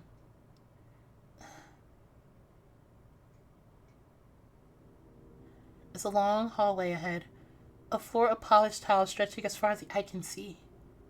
My mouth falls open as I crane my neck back to follow its lines of the stone columns, disappearing into a thick darkness obscuring the ceiling. The grim silence and earthiness of the floors have been replaced by the flicker of torches and a faint scent of wax. Wait, how did we get here? How? Where? Armand shifts his weight, his grips on me tightening briefly as he makes a sharp turn. I instinctively cling to him, afraid he's going to start running again. Yeah. You see? Safety. Amidst the floating dust, the feeble light of the torches framing each side of the hallway, I catch a glimpse of the forest, and the image wavers as if the dark trees and the scrawling branches were buried underwater. It twitches in spasms, surrounded by a white shine that distorts the rest of the hallway. It's like a living painting, floating in the middle of the air, and when I squint to get a closer look, I realize there's something moving behind it. Hey, here they come. What the? He just... Wait. Remnants of liquid light bead on Envy's shoulder. He grunts and huffs, supporting themselves on their knees, before fanning their hair back and standing tall. They glare at their brother, then back at me, and I stare in shock as the forest disappears behind them, shrinking until it's a speck of luminous dust. Envy mutters something under their breath, dusting off their tunic. Somehow I manage to not stare too hard at their spasming, stiff hand. More than a hand, it looks like a claw, sharp and twisted. You alright? They arch an offering eyebrow. Of course I am. Where's your cloak? Don't mention it. Then their eyes roam all over me, curiosity behind their judging gaze, and I remember that I'm still in Armand's arms. My eyes draw a line up to his exposed throat and his jaw. He holds me firmly, but not forcefully. It doesn't look like he's about to put me down anytime soon.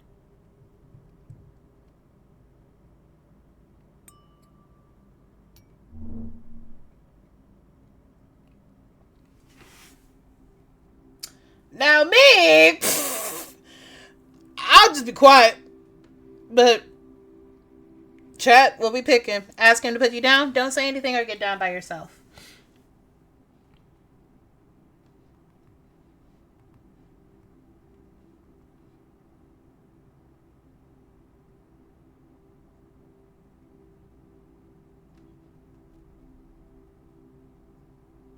Maybe I don't want to get down. 1, 2.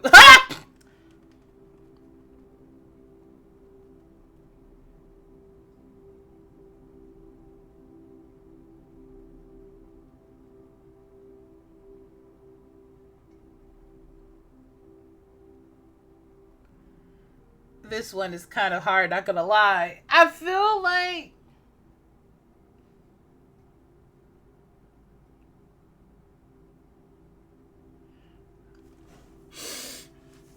I low-key don't want to be put down. Okay. I'm gonna go with 2. Honestly, I'm not sure I'll be able to stand up if he lets me go. And it's kind of comfortable. His grip makes me feel somewhat safe. And the tiny and scared voice in the back of my head is begging me to just stay like this and let him handle the rest. Whatever the rest is. Are you perhaps determined to carry the human all the way to our meeting point? I sat my head to see them tapping the ground impatiently with their foot. Of course not. Armand glances down at me and our eyes connect. He seems unsure, scanning me for a moment as if to decipher my intentions. Namely, if I'll break for the exit the second he puts me down. I think I won't, but I also don't want to find out what'll happen this time if I do. He's surprisingly gentle, stooping down slowly so my body can adjust. I stand up, using his shoulder for a leverage. He remains half crouched, watching carefully as I steady myself and bounce up and down to check my balance. All right, I expected it to go worse, honestly. All in one piece. He sounds absurdly proud when he's standing straight. When he stands straight, it crosses his arms over his broad chest, grinning at me. No thanks to you, may I remind you. It was your idea to handle the Voidbound. You could have carried her, and I could have stayed fighting. Oh, wait, that was him. It was your idea to handle the Voidbound. You could have carried her, and I could have stayed fighting. Your single brain cell was already struggling the moment you saw her. You should be grateful I took control of the situation. See, this is why the other kids don't want to play with you. You're mean. I'm not mean. Armand starts walking, rolling his eyes slightly in my direction. I bite down to chuckle, moving along with his hand, brushes my back in a slight encouragement. Armand, I'm not mean. Armand looks at me sideways, shoulders shuddering. I see him mouthing a very clear of course not. The little grin tugging at his lips to make me snort. Are you two laughing at me? They sound angry every time they spoke, broadening Armand's smirk. The glances he sent my way are making it hard for me not to laugh. You? Me? What's that you say? Oh yes, perish the thought. I clamped my hand over my mouth to swallow the loud howl that turned into a weird gurgle against my palm. He imitated Envy's voice perfectly. God, it almost sounded as if he played a recording. I absolutely do not sound like that. You absolutely do, right, Allie? I would like to be excused from the conversation, thanks. Envy clicks his tongue, speeding up his pace and checking Armand's shoulder when he overtakes him from the left. I steal a glance at Armand, only to find him already staring at me with that sly smirk of his gesture ahead with a flick of his chin, and I follow his line of sight until I catch Envy rubbing his shoulder. It's almost comical to watch them taking deliberately long strides to leave us behind. See? They get grumpy pretty easily. You just have to know which buttons to push. He raises his fist at me again. I bump it, chuckling under my breath as he falls and steps beside me. It's hard to see him as a threat. Perhaps that's what's most dangerous about him. That before I know it, I'm being drawn to that natural charisma of his. That comfort that reminds me of my neighbors back home. Let's go, I nod, following after him. As we walk, my eyes try to register every shape and texture of my surrounding.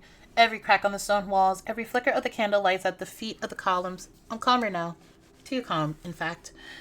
There are lots of questions mingling in the back of my mind, but the forefront of my thoughts is surprisingly empty and peaceful. This place has some sort of soothing effect on me. It's almost familiar. I can't tell where this hallway leads to, but somehow I feel like I know.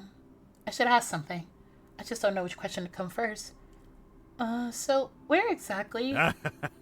Gale. He breaks into a jog, leaving me behind with Envy that does his best to hide their face behind their hair. Oh, great. The master is here. Huh? Hello! Peeking around Envy's shoulder, I see a man standing further ahead, the soft flicker of candles drawing the edge of a long and lustrous cloak. He turns around with a start, worry written around his face. Matt? Come on. He strides up to us, the long cloak draped across his shoulder, flaring out behind him. The candle lights by his feet waver as he picks up speed, meeting Amon halfway. Father keeps me. Are you two all right? Yeah. Kinda. But that's not important. Look at this. He excitedly does jazz hands towards me. It's enough to catch the newcomer's attention. Ah! Oh, I don't know if I like this. The color drains from his delicate face. I shuffle my feet, gluing my arms to my sides, in a poor attempt to look better than I know I do. There's not much saving my first impression. Not that it should matter. Is this the cause of all this mess? Yes. Huh? Oh dear. In a single fluid motion, he swoops his coat off his shoulders to perch on one of his gloved arms. The gentleness of his features is replaced with a deep frown. In a matter of seconds, he has thrown Armand a pointed glare. I am extremely disappointed in you, Armand. Huh. Why? What? I expected this level of sloppiness from our siblings, but not from you. Huh? Excuse me? To allow her to be in his foul condition. Wait, I can explain. No. I thought you knew better than this. Gale shakes his head, not leaving room for any argument. For the first time, Amon's imperturbable smile is shattered and reduced to a sour pout. I feel a bit bad for him. A bit.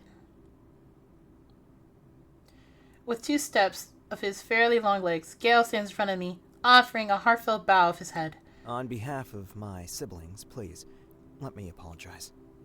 Oh, okay. Apologies. Okay. My mouth parts, but only a pitiful sound makes it out as our gazes lock. Behind his eyes ripple a glimmering silk move in the color of an early dawn. Pink shines from within in a pool of royal blue, enthralling me completely. I can see light dancing around in his tiny pupils as a quiet whisper caresses the back of my neck, making the hair stand on end. It's difficult to look away. You must be cold and terrified, among other things. I promise you will be treated with the utmost care and respect from now on. Well, thank you! I don't register the cape falling on the, I don't register the cape falling around my shoulder until he clasped it in place, smoothing the sides with a meticulous hand. The scent of lavender and detergent clashes with the stench clinging to my body. Not to be the caregiver type. Exactly!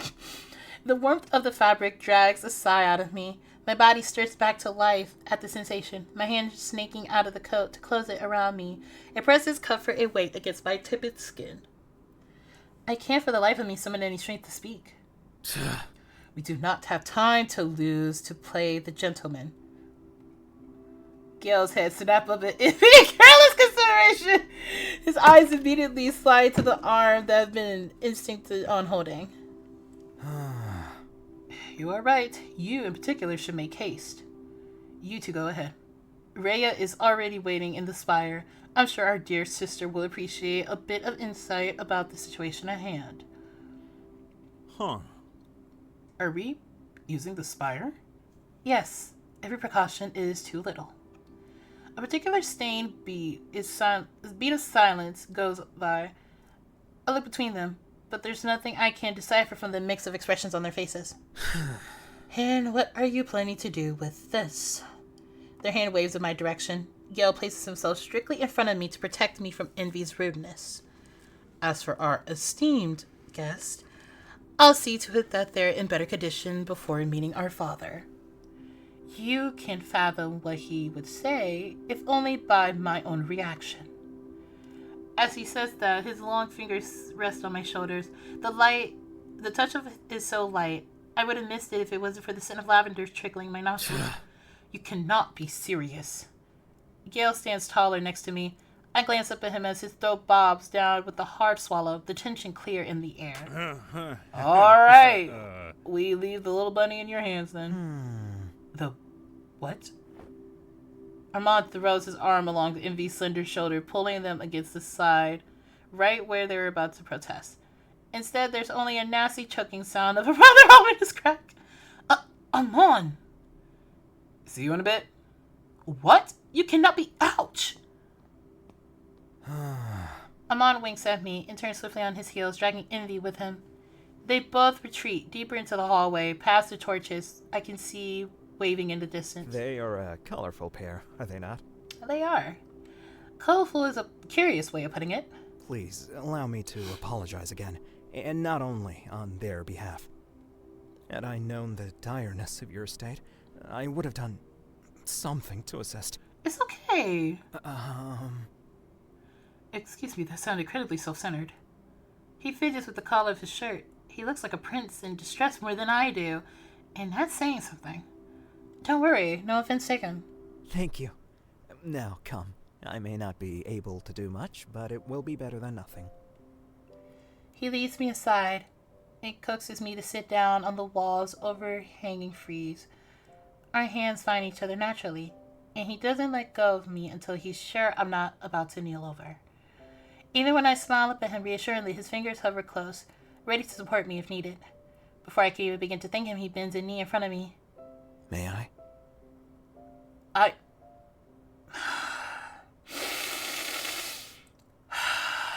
The options are hard to pick who I want!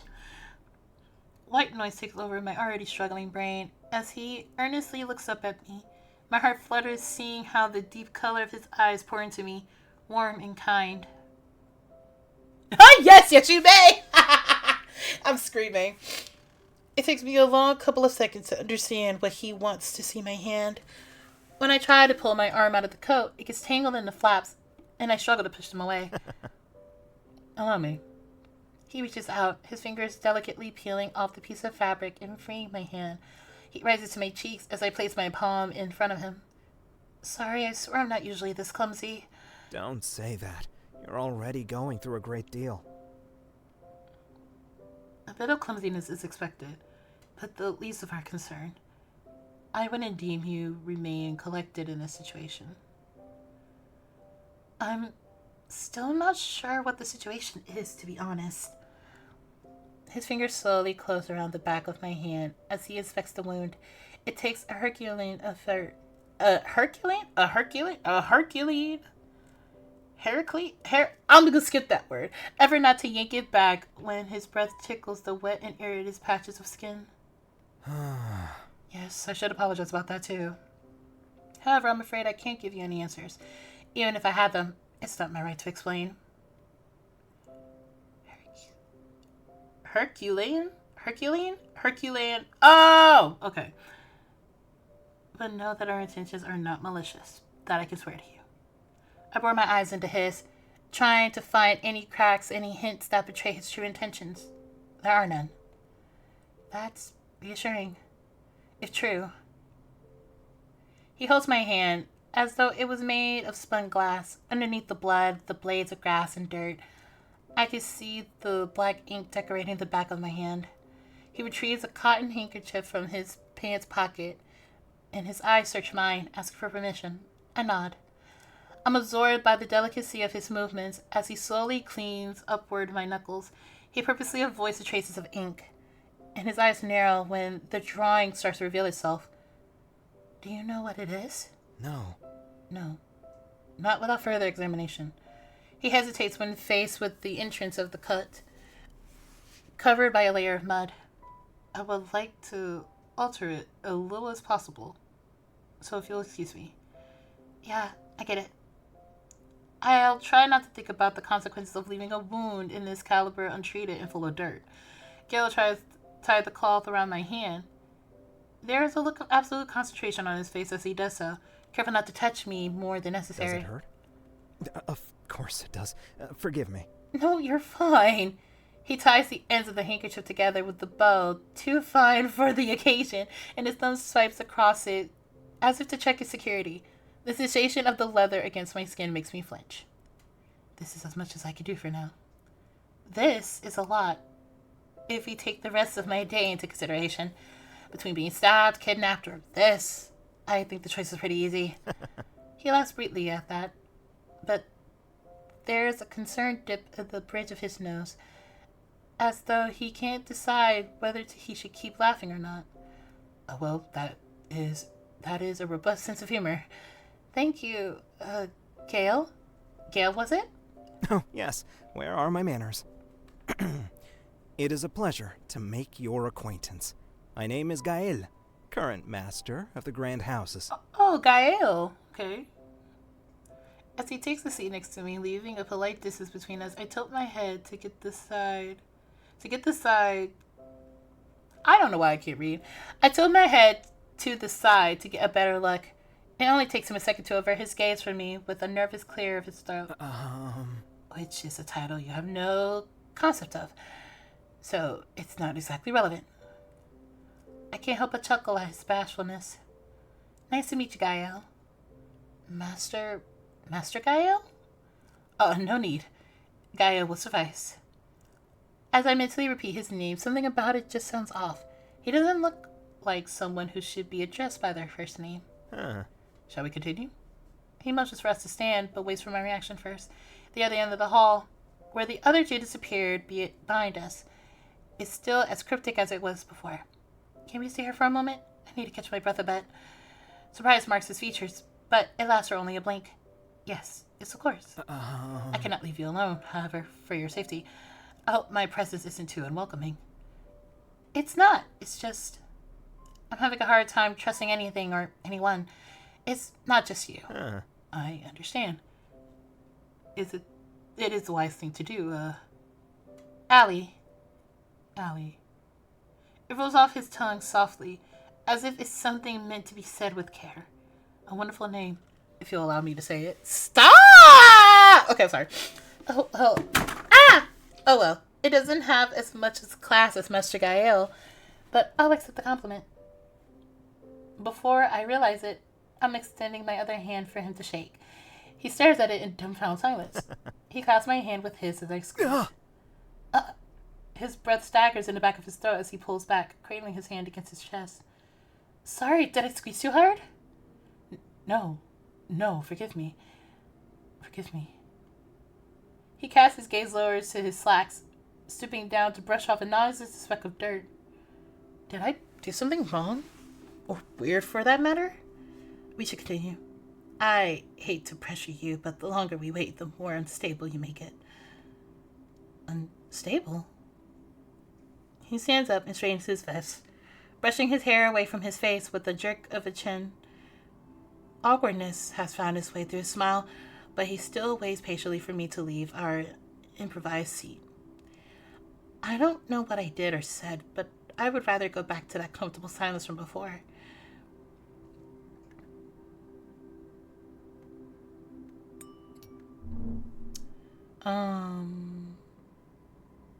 Thank you for being so kind. Gael?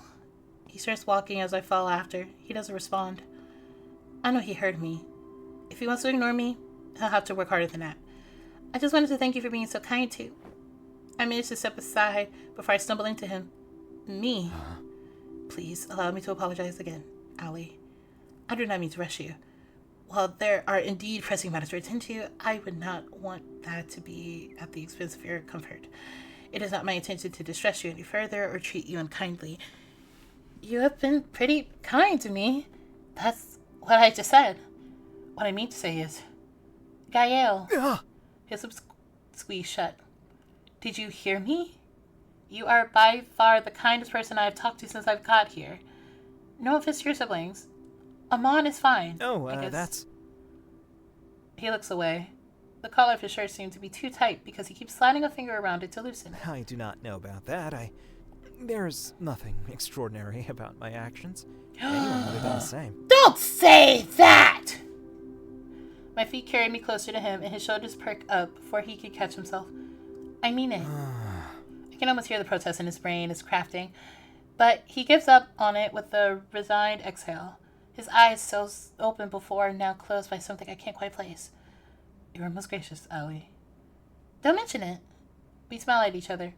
In other circumstances, maybe I would be admiring his perfect sculpted face like I would a piece of art on a museum wall, as awkward as that would be. Not now, however. There are more important things to do, or more precisely to ask. So what now? What happens to me next? He shifts his weight, taking a long pause before speaking next. I am not sure. We, the servants, those in charge of safekeeping Limbo's realm, are arranged to meet with you shortly. We would decide how to proceed then, after a very much needed debate. The Sorvians? How many people are we talking about? You have already met Amon and Envy. I have 3 other siblings, and our father will lead the meeting. Is he is the supreme authority in Limbo, you could say. That doesn't put me at ease in the slightest. The supreme authority doesn't sound too nice, but I guess he's the only one chance I have to find some answers. Who better than the person who commands the place to shed some light on all this? And what exactly is Limbo? Our home, just like the firstborn of yours. That's what you call it? Firstborn? Yes. Our world came to life after yours, hence the name. Right. But that is not of importance. Right now, I know it is easier said than done, but do not get caught in the details. The last thing you need is for your sanity to be jeopardized. Sanity? Something unusual has happened, and we want to resolve it as peacefully as possible, both you and us. I silently agree. My head starts to spin again, just from the brief exchange. Taking a step back, he offers me his arm. The smile he flashes me next is different, distant. Let us hurry, then. Hesitantly, I curl my fingers around the crook of his elbow. He leads the way forward, and we walk along the eerie hallway once more, this time in silence.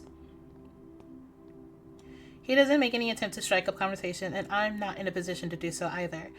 I merely count our steps as we endlessly follow the cobblestone path. The silence is surprisingly welcome, but short-lived. Something wails from within the walls. It's like a quiet morning. The wheezing cries of the wind leaking through the cracks of every brick shaping the corridor. I can vaguely distinguish mumbling words among the noise. I look up at Gael, but he's merely staring ahead, his gaze unwavering.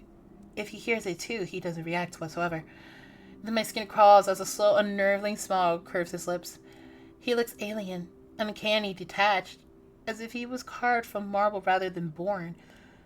What was a soothing presence a second ago now makes me swallow hard and loosen the grip I have on his arm. Why does he feel so different from before? Or am I the one who is... We stop.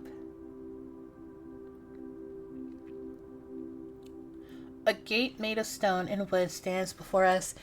The aqueducts go up as far as I can see, framing a type... Oh, what? And that portrays a long-haired man in the center. His hands extend to each side, fingers stretching outwards like branches embracing the scene below. Around him, several worshippers clamber up a hill, trying to reach him at the top. A pendant across his chest is some sort of eye inscribed in a bent triangle. Wait, I've seen it before. I cling instantly to Gael's arm when the gates open with a thundering noise, making the walls tremble.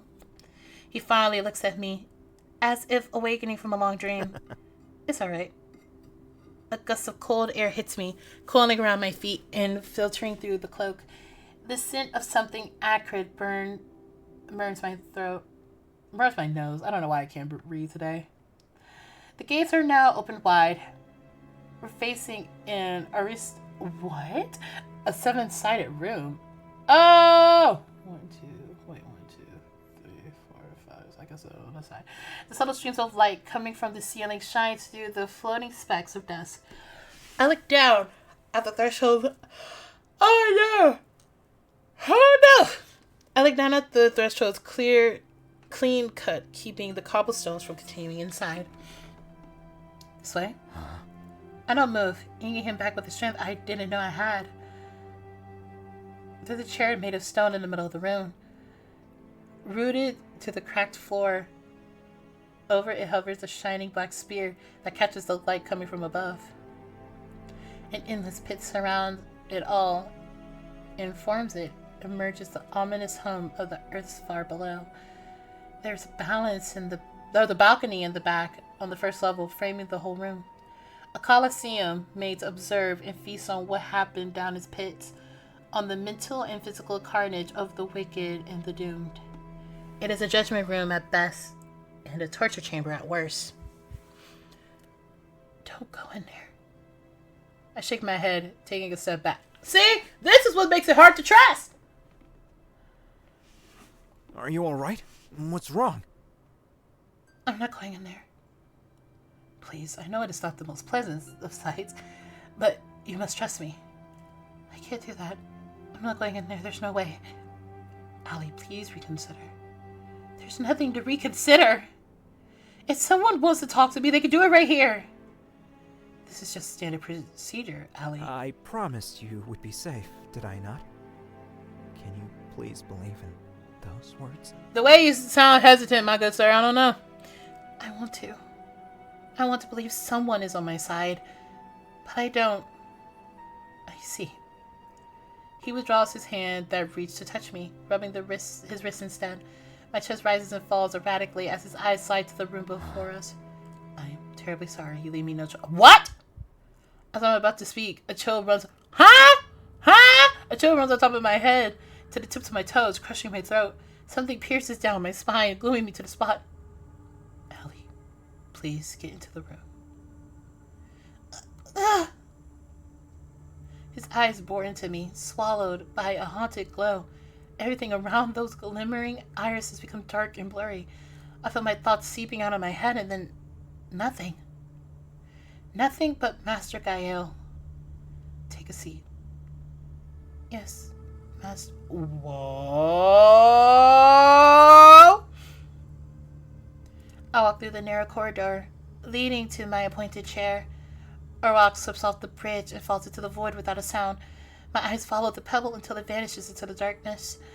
There's nothing but peace and quiet around me. Nothing but the calm and careful beat of my heart in my ears. I sit down. My back slowly meets the stone as my hands lay on the armrest. The tepid warmth of the candle licks what little skin peeks through the master's cloak. The ball floating above. No, the eye stares to life and regards me with a quiver. Huh? The air suddenly slices my lungs open and tears a high-pitched gasp out of me. Heat rises to my head in the shape of my own voice, reverberating inside my skull over and over again. The thoughts flow back inside, desperately filling the emptiness left behind.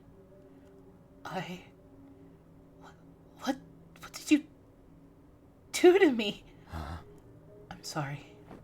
Flames bite every patch of my skin. I just really shake the cloak off me, pushing my sleeves all the way up to my shoulders. You... He casts an eye down to where his discarded cloak lays.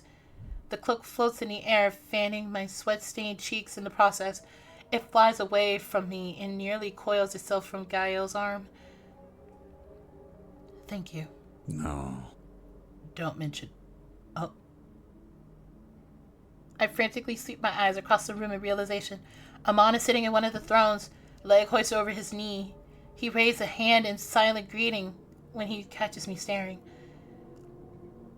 Next to him stands Envy, not claiming any seat. The only sign of acknowledgement they give me is stuffing their nose in the air. That thing on their arm is completely gone. My. That takes some courage, brother. Good work. Oh! Okay.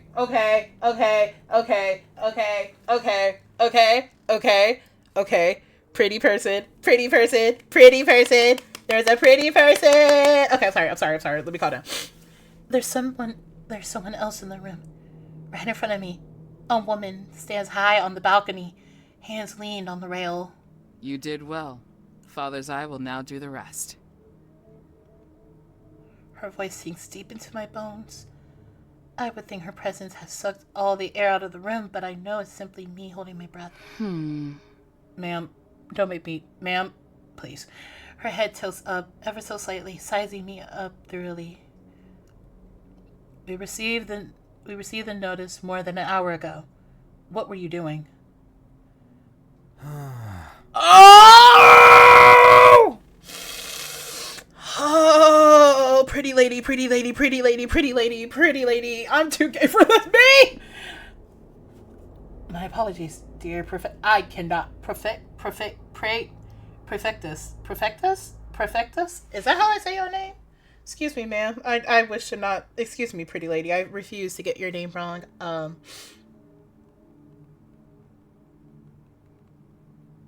I refuse to get your name wrong. I refuse to get your name wrong. You're too pretty for that. Perfectus?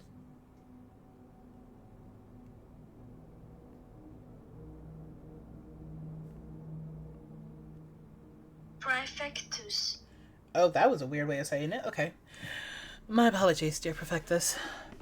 I wanted to present our guest in better shape than we found her for our father's sake. Her name is Mommy. Oh my god, wait, we didn't give nicknames! Okay, so Amon is Cowboy. Envy is Loki. Gael is Prince. But I don't know how to after this. And Perfectus is Mommy. Thank you. Thank you for coming to my TED Talk. Okay, there we go. Alas, I am not sure how I've achieved that. She raises a hand to her forehead, heaving a long sigh. Her right arm reflects the purplish light in the room, highlighting the many curves and crevices, giving shape to an elegant prosthetic. You and your compassion again, Gael. I admire you. It does not falter even in these circumstances, does it? On the contrary, it should be stronger than ever in moments like this. If you don't mind me, I will take my seat now. She turns with a bow. He turns with a bow, and I stare at his receding back. The paralyzing fear straining me only heightens with every step he takes. Who is he? No, what is he? What are these people? I take this as her. She's looking at me, the drum of her metallic claw on the stones echoing loud enough for me to flinch. Her crimson eyes flicker with a dull curiosity as they fall on me. I curl my hand into fists as I hold her stare, Gael's handkerchief tightening around my hand. Uh-huh. Yep, this is her. The woman inspects me more closely now. So this little thing crossed the crystal border and lives. Quite the miracle, don't you think? My tongue darts out to ease the dry creases on my lip. There is a clear accusation behind that clipped tone of hers. And those beasts haven't torn her to shreds either, as I can see. Not a limb infected or missing. They tried to, for sure. We were lucky to be there. We'll see about that. She sighs once more with an audible tension and closes her eyes. When she opens them next, they instantly find me like a knife through the chest. Listen up, child of the firstborn. Oh. I am Prefectus Rhea, guardian of this realm and protector of the sacred chamber. I will be the one to judge you on this day. Yes, ma'am. I'm not gonna say no. You will answer every question asked to you, and you will do so honestly, lest you receive the punishment you'd be looking for. Have I made myself clear? Yes, ma'am. Yes, ma'am! Sure. Yes, ma'am. It is in my best interest. Go ahead. Go ahead. It's in my best interest to have... Oh, I'm not voicing her. It's in my best interest to behave if I want to get out of here in one piece. Doesn't make it any easier to swallow what's left of my pride. Yes, ma'am.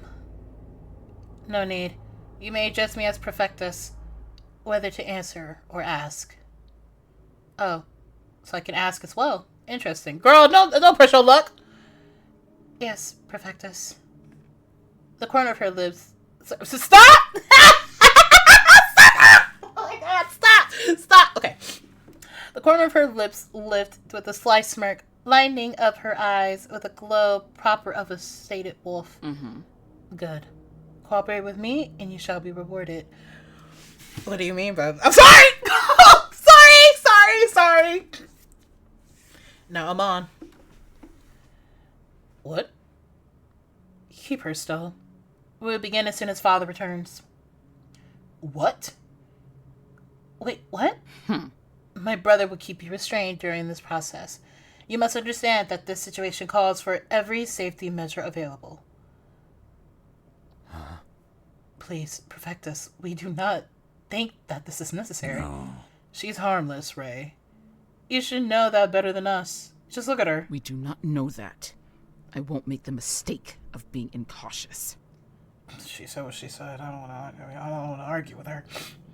I glanced at I glanced at the closed gates. For an instant, I imagined myself sprinting and pushing them open, but they look insanely heavy. Even if I had the strength to run up there without slipping and falling to my death, I don't know if I'll be able to push them open. If what you said is right, and this being comes from the other side, then we don't know what she's capable of, and we should treat her as such.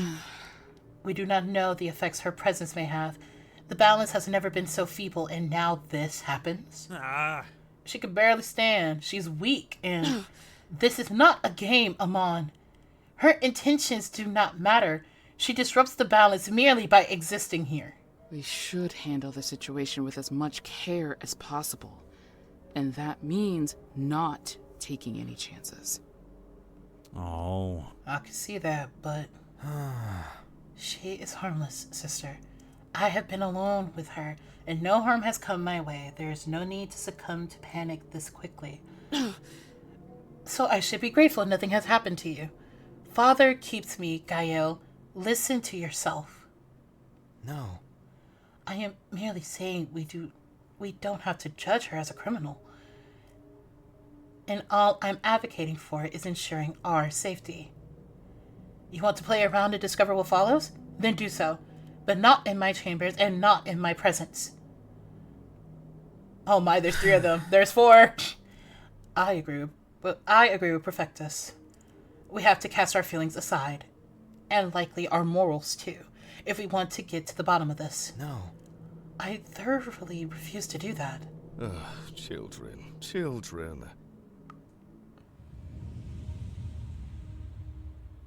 Hold up! Wait. It smells like honey. Sweet orange blossoms in spring carried by the tepid breeze of the sunset. A rainy day spent sitting on the porch of an old house with a trusted friend. It smells like home. I'm afraid our guest isn't feeling too well. We should calm down and lower our voices, yes? A golden light. A golden light ushers the room's shadows away. It bathes my skin, laying down soothing kisses, and I find myself sighing at the sensation. Oh my god!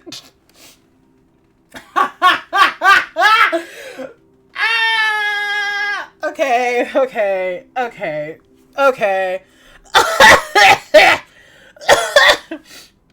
Hold up!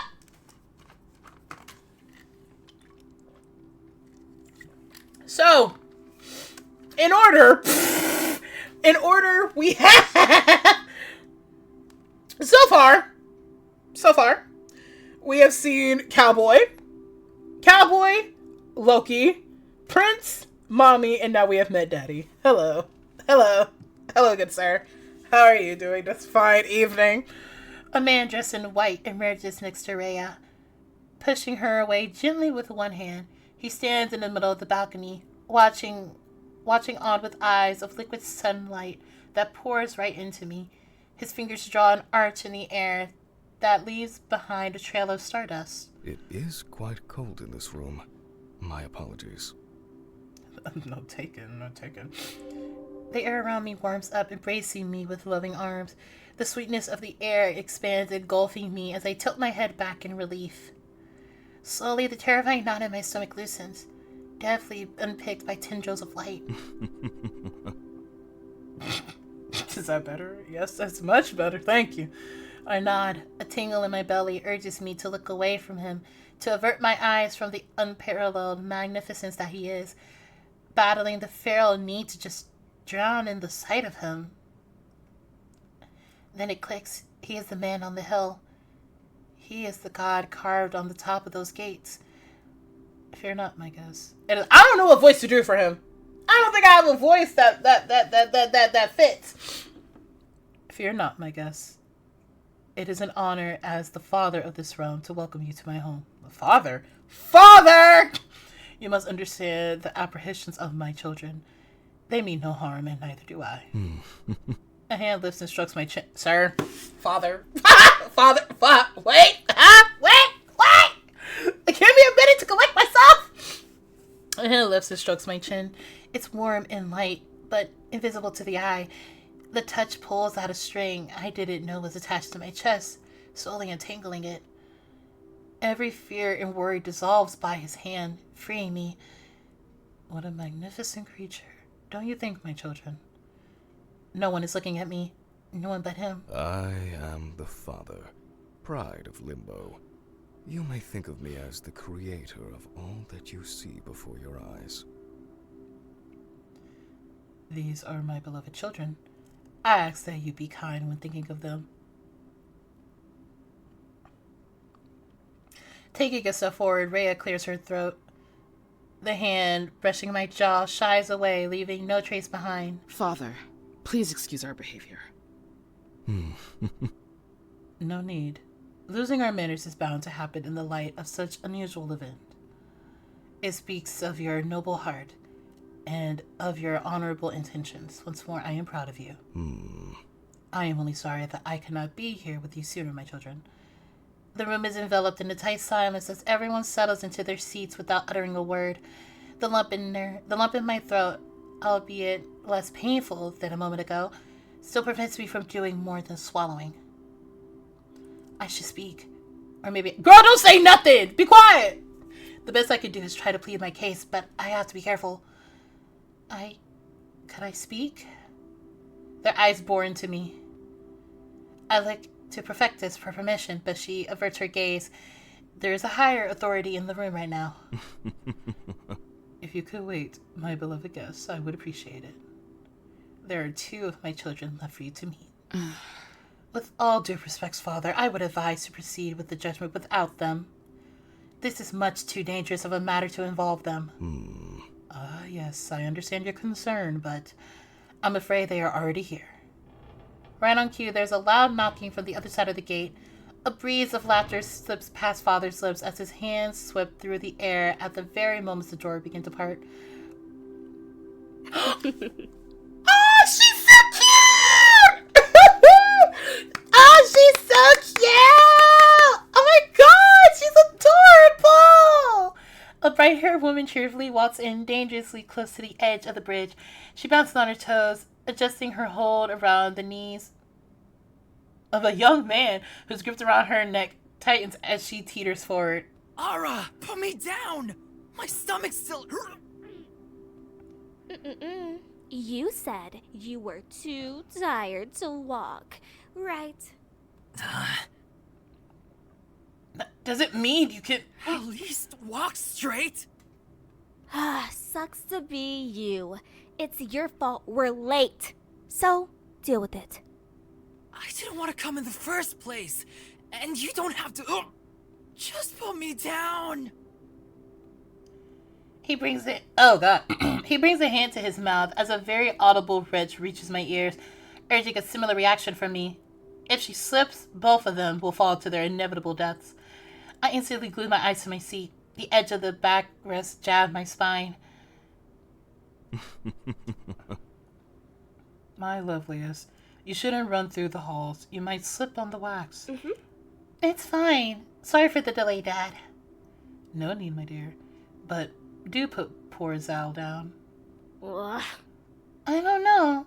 I think he deserves a bit more punishment. Let's save that for tea time. For now, we should take our seats. Yep. Sorry. You see, someone had to go to the bathroom and couldn't wait. I can projectile vomit all over the place if you want to. Let's also save that for later. I doubt our guest would appreciate that. Right, our guest! She puts the boy down with a little delicacy, almost throwing him into the air. Sweet circles, it is true then. Indeed. Stop, sir. Yes, my dear, your siblings just escorted her here. The Wanderer of Worlds? I really thought you were messing with me.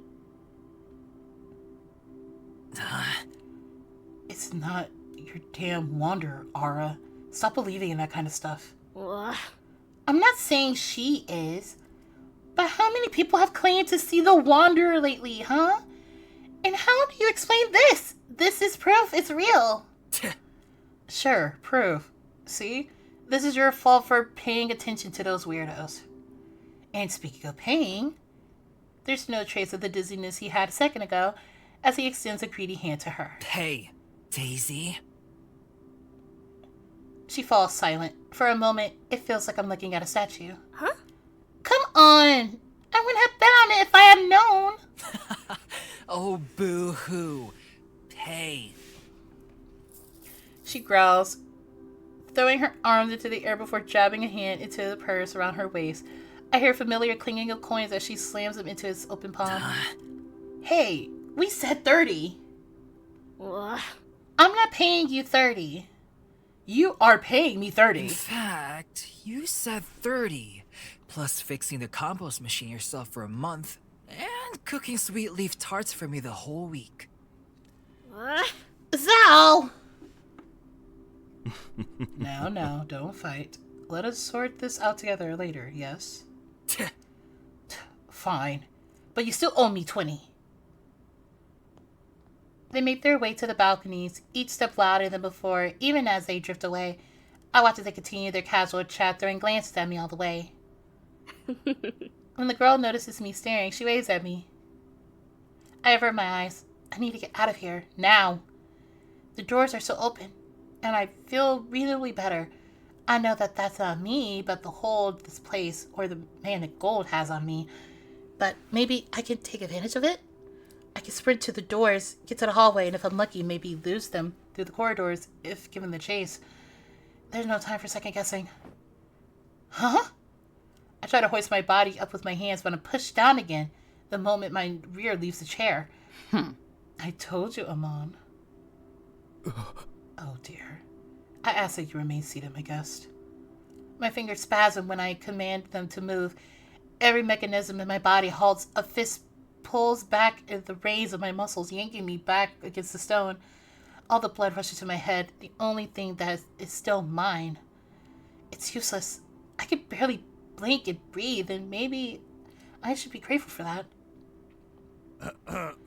It takes a long time to move my eyes to meet Amon's. His left hand is facing down, pointed vaguely at me. He's the one doing this to me, isn't he? But how? How is this? Indeed. Splendid. We can begin. The 6 thrones are occupied. Father stands on a balcony, hands joined in his chest. I'm about to be judged for what I don't know. It is known today a human has crossed the border between our realm and the firstborn. This is proof. This isn't real. There's no way any of this is real. Now I will hear about the recent events from my eldest, Lord Amon. Eldest! Amon's mouth opens, and his eyes make a beeline to Envy, who is staring stoically at him, down at their hands. Well, Dad, Vivi was the one who... Father, Lord Envy was the one who felt the pull on the border. I think it's them who should. You know your siblings cannot answer, son. The finger still pointing at me twitches. I try to jerk my arms up, but the intangible force wrapped around me pushes down. If he gets distracted enough, maybe I can... Yes, of course. He stands. The rasp of his throat disrupts the ominous silence. We were both in the Black Citadel when Lord Envy felt the border weaken. We saw a light in the sky after that. We hurried to the woods past the circles, and we found the human near the limits. A pause. We encountered some Voidbond, more than usual. They chased us beyond the limits, and far away from them at that. They got real close to the fourth bridge. That is quite concerning. It is. The Voidbound venturing off limits? That can only mean the tower is getting more powerful. We should raise the alarm in nearby towns. The tower? Hearing that word is enough to drive my heart all the way down to the pit of my stomach. This may be my only chance. Excuse me, that tower you mentioned? What is it? Judging by the many reactions around me, they seem they've forgotten I was here altogether. We do not know exactly. It is an entity that has been feeding off Limbo's existence for eons, long before some of us were even born. Its origin is unknown, as are its goals. We assure it is sentient and intelligent to a degree. Any attempts at communication have been fruitless, however. That vile thing is a threat that spits monsters into our realm, the Voidbound, which you have the pleasure of becoming acquainted with. That should be enough to satisfy your curiosity. No, it's not. If anything, I have even more questions now, but I'm not sure how smart it is to even show interest in this entity they are so afraid of. I see it in my dreams, after all. Maybe it's a bad omen, or worse, something that could get me killed if they found out. I feel like...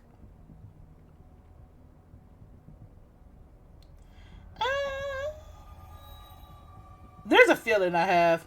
Maybe it's me, but I have a feeling that this meeting isn't going to go well.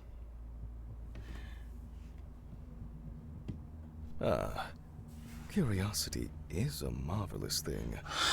Please don't hold back if you harbor any more questions. Sir, okay. I can't see through that affable smile of his, but my gut turned and twists at the sight. There's something behind those words. Intent. Maybe a wish for me to keep asking. You wish to speak, did you not? This is your chance. I now grant you permission to plead your case, if you will. Our dear Prefectus moderates this chamber, but today I will be the one to heed your words. I advise you to be wary of what you say, or what you do not. Oh my god! Hi, Sale! For everybody in the chat, this is Sale. This is the person I have been in contact with most of the time for planning this stream in the game. They're from Ravenstar Games. They are super sweet. They are really, really kind. I believe they are the director and writer. Thank you so much. Thank you so much for being here.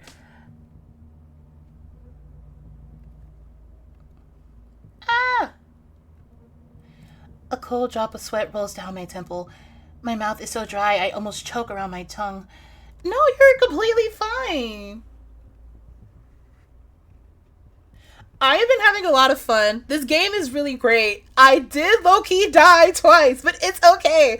It's a really cool game. I really like it so far. I love the character designs. I love the art. It's really, really great. I don't really know what to say. I don't know who you are or where I am to begin with, but I'll tell you anything you want to know with one condition. Whispers erupt around me, some entertained, some horrified. My voice gets caught in the bottom of my throat for a moment before I can speak again. You must guarantee my safety. Promise me I won't be harmed, and I'll tell you everything I know. I never had any intentions of hurting you, my dear guest. I assure you that you fall under my protection. And my word and my will are law. This man right here got one more time. I'm sorry. Is that enough to ease your concern? It very much is. Thank you so much. I somehow managed to hold his stare. I can't for the life of me read his expression at all.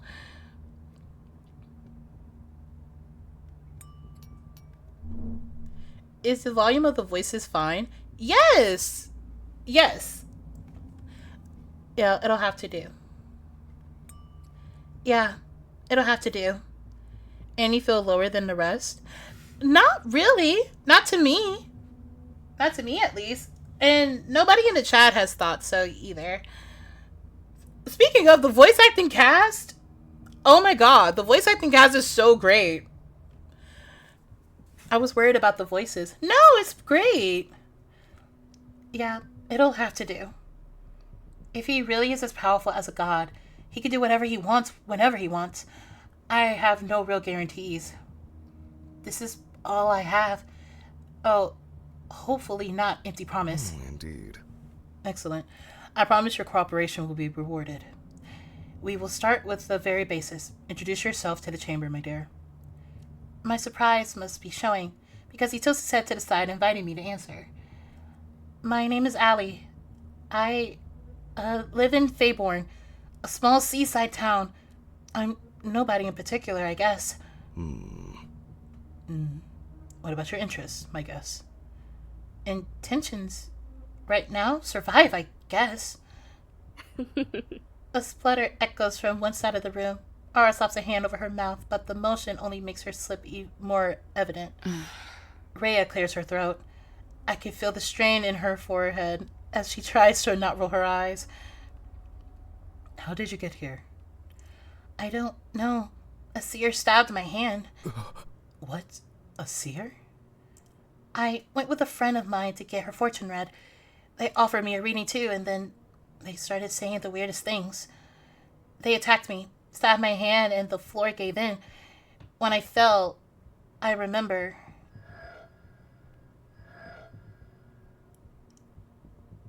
I racked my brain only to find that those memories are still scattered and fragmented. Sensations remain, but I can't put them into coherent words. I remember the ocean and the stars. Someone was talking to me. Then I woke up in the forest. I do not think it's wise to tell them that the seer told me about this. About this, somehow. About the one in between, or... Wait. Are you? Are you the one in between? His golden eyes widen. For a moment, as brief as a blink, his calm counterstance is scattered by the grip of fear. That is quite enough. You asked me to speak! You said? Okay, now I'm gonna be thrown in the dungeon. My mouth clamps shut instantly. I agree. It is bold of you to assume you can spit all of this nonsense without being... I'm not lying! Hey! She did fall from the sky. I just said that. We saw the border being broken. I saw the writing on the back of her hand. It is obvious a ritual has been performed. We don't have time to lose listening to this nonsense.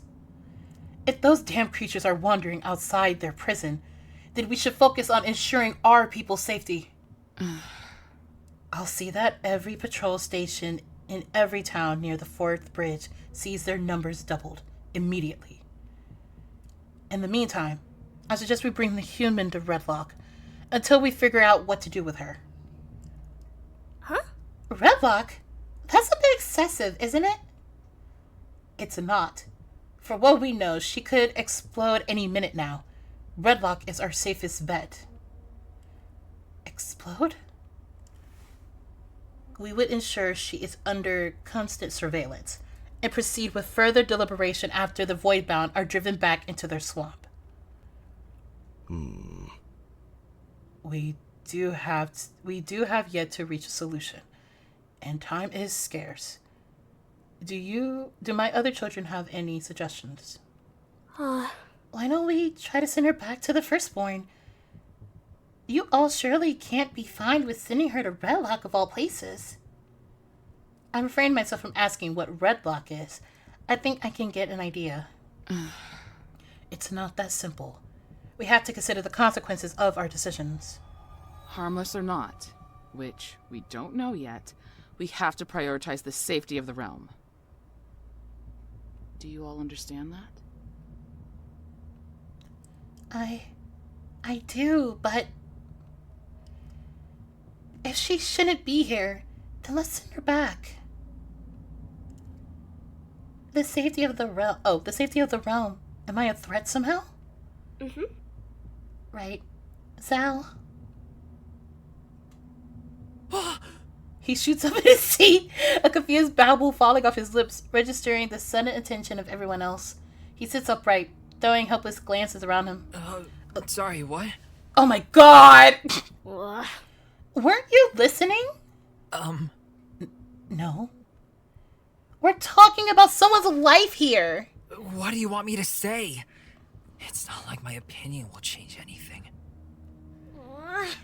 Just say something. Anything would do at this point.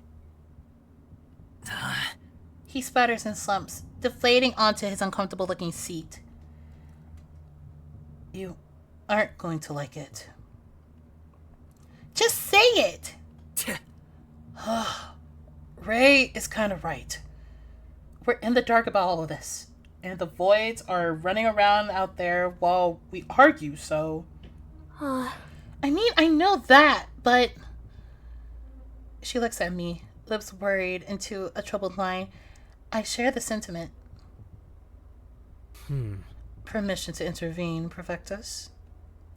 Envy shuffles their feet, vaguely gesturing at me with one hand while avoiding my eyes.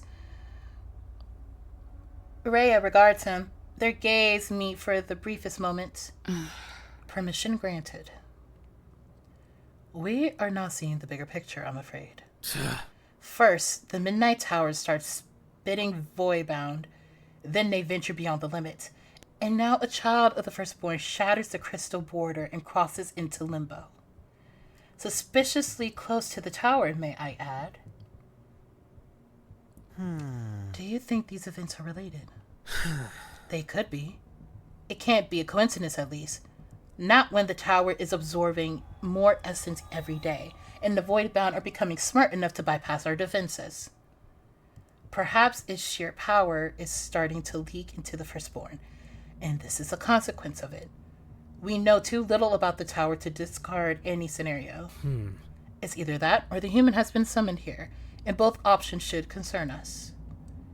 If the tower is not responsible, it means someone has performed a ritual without precedent, and has done so with a purpose in mind, a purpose we know nothing about. Another human sin here, you say? That's what she's saying. That or someone has summoned her from the side, and that seer of hers is just an unfortunate puppet. Nonsense. The requirements for such a feat are incalculable. Unfathomable. For us. No. There is no way a simple human could do something like that. It's impossible. Then the only possibility left is blaming one of our people. Those privileged enough to know about the existence of the Firstborn are aware of the consequences of attempting something so egregious. Even if they somehow have the power and the knowledge to reach the other side of the crystal border, they wouldn't risk their positions, their lives, for an insanity like this. Father would know if they behaved otherwise. No one could pursue something like this unnoticed and without leaving a trace. You mentioned someone stabbed your hand, did you not? Yeah? They drew something on the back of my hand and then, well, you know the rest. I look down at my hand. The cloth Gael tied around is still stained red. I saw it, yes. I couldn't read it due to his state of the wound, but with effort. She could have drawn it herself. And why would she do such a thing?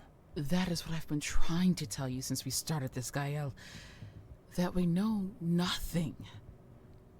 Nothing at all. As such, we cannot ignore any possibilities. Can you say with striking accuracy that she is completely innocent and oblivious?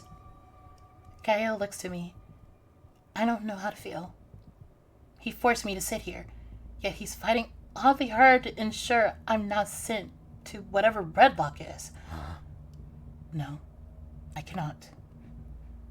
What? You literally said that I wasn't!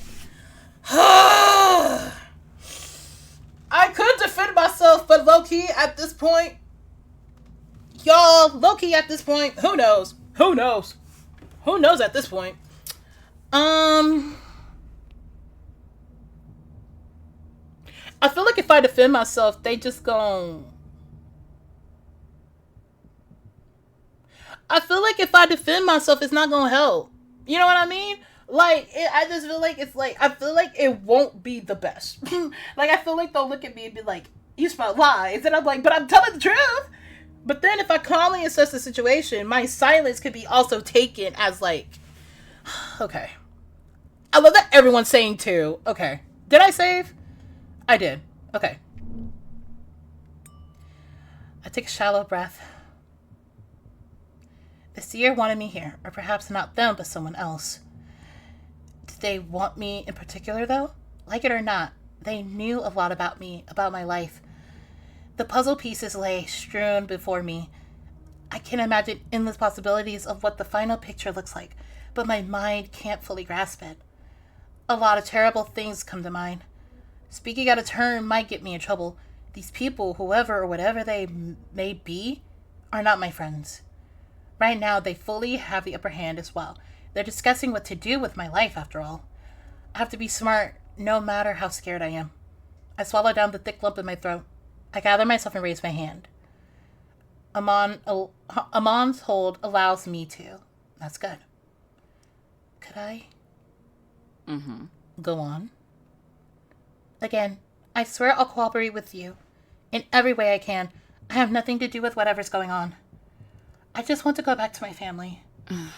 I understand that, but the truth is that you may be dangerous in ways not even we can fathom. I'm not doing this for entertainment.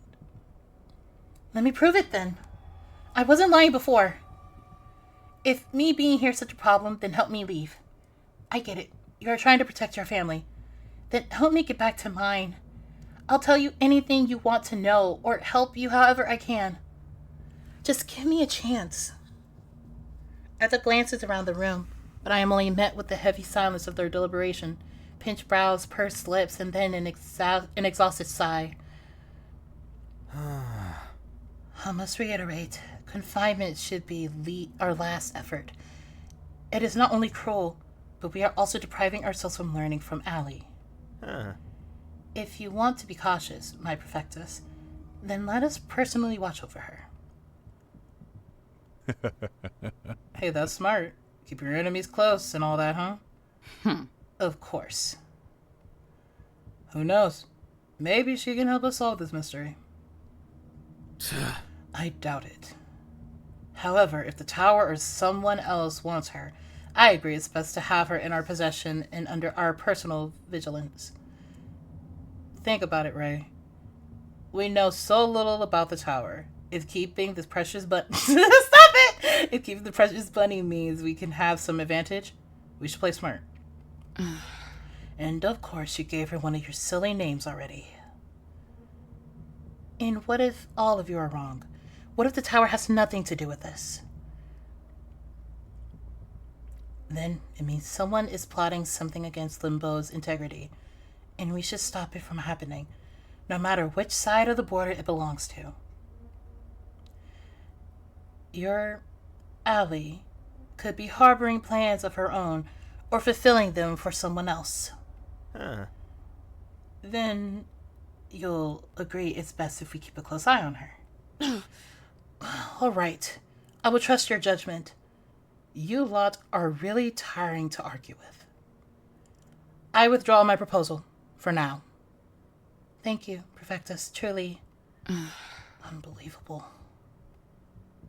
Do not thank me yet. I am merely placing my trust in my siblings. You'd be best not to betray that trust. No, ma'am, I would never. I won't. Father, how should we proceed now? Father is looking down at his hands, twisting the many rings glimmering on them. It is a concerning situation, no matter the truth that lays behind it. Your arguments have been nothing but impeccably solid, and I confess I fear for us all. If our guess is the key to discerning the tower's intentions, or to uncover a treacherous plan to hurt our people, then perhaps... He looks right into my eyes. Impossible. But I would not put my family at risk. I refuse to do so. That said, another thought occurred to me. As much as our Zal doesn't wish to engage in this conversation, perhaps he can contribute to answering some questions and assist in our decision. What? I would like to know if this human possesses an intimate threat to us. Perhaps you can enlighten me on that matter, son. The color drains from his face until his skin turns ashen. I've never tried it on someone. And, I would have to touch her. Indeed. Our approach is greatly affected by the question of whether or not our dear Allie is a threat to the delicate balance of this realm. But if you'd rather not, I understand, my son. We will find another way. It is all right to be scared. Zal wavers, head bobbing from side to side. His legs, which have been sprawled out like a cat, are now crossed at the ankles, as he stares through them with trembling eyes. No, I can do it. I think. You sure? Yeah. Trying can't do any harm, I guess. Let's find out then. Father's hand reaches towards the other side of the room where Zal sits. A thin beam of light emanates from two of his outstretched fingers, marking the middle of Zal's forehead. The scent of orange trickles my nostrils once more. The light tastes sweet. Dear Perfectus, help your brother get down quickly. Immediately. She extends a hand in front of her. The railing on the right side of the room quivers, then melts down into the brownish liquid. An invisible mold hugs the cement to create a path leading to where I sit. The steps become solid in front of my very eyes. What was a piece of railing seconds ago is now a perfectly sturdy set of stairs, and Zal wastes no time climbing down them. I must warn you, my beloved guest. There is a ward embracing my son's body. Should you attempt to harm him in any way, I cannot guarantee what will happen to you. My throat squeezes down a gulp. It takes of his own accord. Father smiles tenderly as he steeples his hand. There is no hesitation in him. The void in my stomach twists as I vaguely consider what would happen if he sensed any ill intention coming from me. Zal fidgets, removing his hand from his pockets and taking a step closer to my seat. I can see my reflection in his jacket, tired eyes and a gaping, swollen mouth. I barely recognize myself. Hey. He awkwardly raises a hand at me. Hey? The hell? Hey? Hey. He shuffles his feet. His eyes don't meet mine for a long. I'm, Zal. Allie. God, this is like a fever dream. So, do you want me to explain what you're going to do to me? He bares his teeth in a grimace. His slightly rosy cheeks flower into a deep crimson. Well, if you say it like that, it sounds like I'm gonna do something horrible. Well, I don't know what you're doing to me! I mean, I'm in the dark here. You could be. Yeah. This must sound weird, but I can know about stuff when I touch it. So that's what I'm hoping I could do to you. The kind of stuff. What you're made of. Chemical compositions. I could also learn how your body functions, or if you're sick. I think. You don't sound too sure. I've tried it on my cat a few times, but never on, His His slender fingers shyly gesture at me. And what's the worst that can happen exactly? Nothing, I think. It's not supposed to be aggressive with what I touch or anything. I guess the worst would be learning nothing. I see. Come on, bro. She won't bite. Shut up. Squaring his shoulders after shooting Amon a withering glare, he jabs his hands out right in front of me. Your hand. I arch an eyebrow. Please? That's better. Even in a situation, I love how we're like, hello? Be polite. I place my non-stabbed hand on top of his. His skin is soft, and his fingers curl around mine quite nervously. Good to know I'm not the only one scared, I guess. His fingertips find the back of my hand, hesitant, trembling. I close my eyes, readying myself for any kind of pain as he squeezes my palm. I can feel my pulse battling his own. The point where our hands meet tickles, and slowly the feeling turns sharp, like a pinch traveling all the way up to my shoulders. It doesn't hurt. My skin is caressed by a faint wave of dew that sent the hair along my arm pinned straight, like a field of needles. There's a low thrum in my ears and a tingling nudge behind my eyes. There comes a flash of light, a spark of color of the morning sky. Oh, I love the art! A bluish glow takes over my arm, lighting it up from the inside. Every vein turns into a glinting, spinous line brimming with light. The orange and red hues of my backlit flesh bleed into blue. I can see all that lies underneath my skin, emanating a soft glimmer. His formerly gentle grip turns firm when my first reaction is to back away. His eyes are two beaming rays of cerulean light, lost in a vague point between my collarbones. Everything floats around us and stills. I can no longer tell his pulse from my own. We merge completely in an unknown sea, but I feel no fear. I drift away, letting the waves carry me, letting his eyes be my anchor. I'm submerged in frigid water, and the ice bites my skin. A voice tries to reach me. Fingers dance across the strings of an old and beloved instrument. Praise is given with the gentleness of a loved one. Then it arrives. All right. Grotesque, all-consuming, starved for millennia. It roars, straining against its shackles, tearing apart the very filaments of my life. It lays in wait. It has been waiting for too long. Don't you think? The light within my arm dies in a single instant. The pebbles floating around us fall back to their natural place, and the energy setting every nerve in my body on edge ebbs away. The last thing to fade is the shine of Zhao's eyes.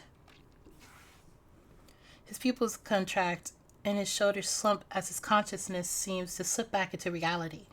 He scrunches up his nose in discomfort and releases me slowly, letting his arm fall limply to his side. What is it, son? He squeezes his eyes shut for a few moments, clearing away the haze clinging to his expression. He doubles over right before me, hand shooting up to grip his head. I reach out when he kneels over, catching him before he can hit the floor. Zhao? His dead weight pushes me back into the chair as he stumbled on top of me. The back of my head and the side of Zhao's hit the stone amidst a chorus of horrified gasps. His eyes snap open. We're so close, I could see every twitch and flicker of his pupils as he gazes deep into something inside me. My chest stills. His eyes sink into my own, digging into the furthest reaches of my brain. I hear a soft whispering and his pupils turn white. Every other sound is drowned by the thrum of his body, like a bolt of lightning caught with his ribcage. Zhao, are you? His arms snap up to stop her from coming any closer, but his eyes are still fixed on me, darting between images I can't see. I don't know how long he could stay here, curled over me, hovering mere inches away from my face. He's not breathing. The glow disappears from his eyes once more. Air re-enters both our bodies at the same time, and only then do I realize that I've been holding my breath just like him. Slowly, the heaving from our chest subdues and sink once more. He looks at me, conscious, serene. His bangs caress my forehead, but my body doesn't register the tickles they leave behind. You. His expression doesn't change. It's an absolute neutrality, but there's a glint of something behind those impassive eyes, a glint that sends chills through my very soul. He knows. Sal? She's harmless. He straightens up with a steadying hand on the backrest of my seat. He blinks hard several times once more. Are you certain, son? He puts some distance between us and reaches up to touch the spot where he hit his head. The glance he throws my way vanishes any doubt I had. He knows about me and the tower. Yeah. Sal looks away from me, stuffing his hands in his pockets. She's not gonna explode or anything. The worst that can happen is that she, dies. Like, suddenly, like, dropping dead, I mean. Wow. Way to put it, champ. Damn, what do you want me to say? The balance is trying to, balance stuff. Ugh. Just don't say anything about death. Fine. She's like a non-wielder. Can't wield, can't see, pretty much harmless. As I suspected. Father closes his eyes. It's a moment of intimate thought. One everyone present respects. We will take a recess now. I need some time to deliberate. Perfectus, you may send word to the cities closest to the fourth bridge. Yes, Father. She swiftly rises from her chair and disappears. With her, she takes the tension that was tightly threaded across the room. Sons, Lord Envy, a word. The three of them abandon their position without hesitation, and a few eyes land on me as they do so. Oh. Dad, can I bring Allie some water? She is such a sweetheart! Thank you for caring about my well-being! His step visibly falters at the question, but it's only for the briefest fraction of a second before he recovers his composure. Of course, my dear. Such a thoughtful soul you are. Yes. The breezy sound of bare footsteps take over the lower floor. I watch still in a strange, comfortable haze as her mass of pink hair trots away and it charges through the gates. Keep our guests company, Sal. We will return soon. What? Me? Wait! What am I supposed to do? A door closes somewhere behind the balcony.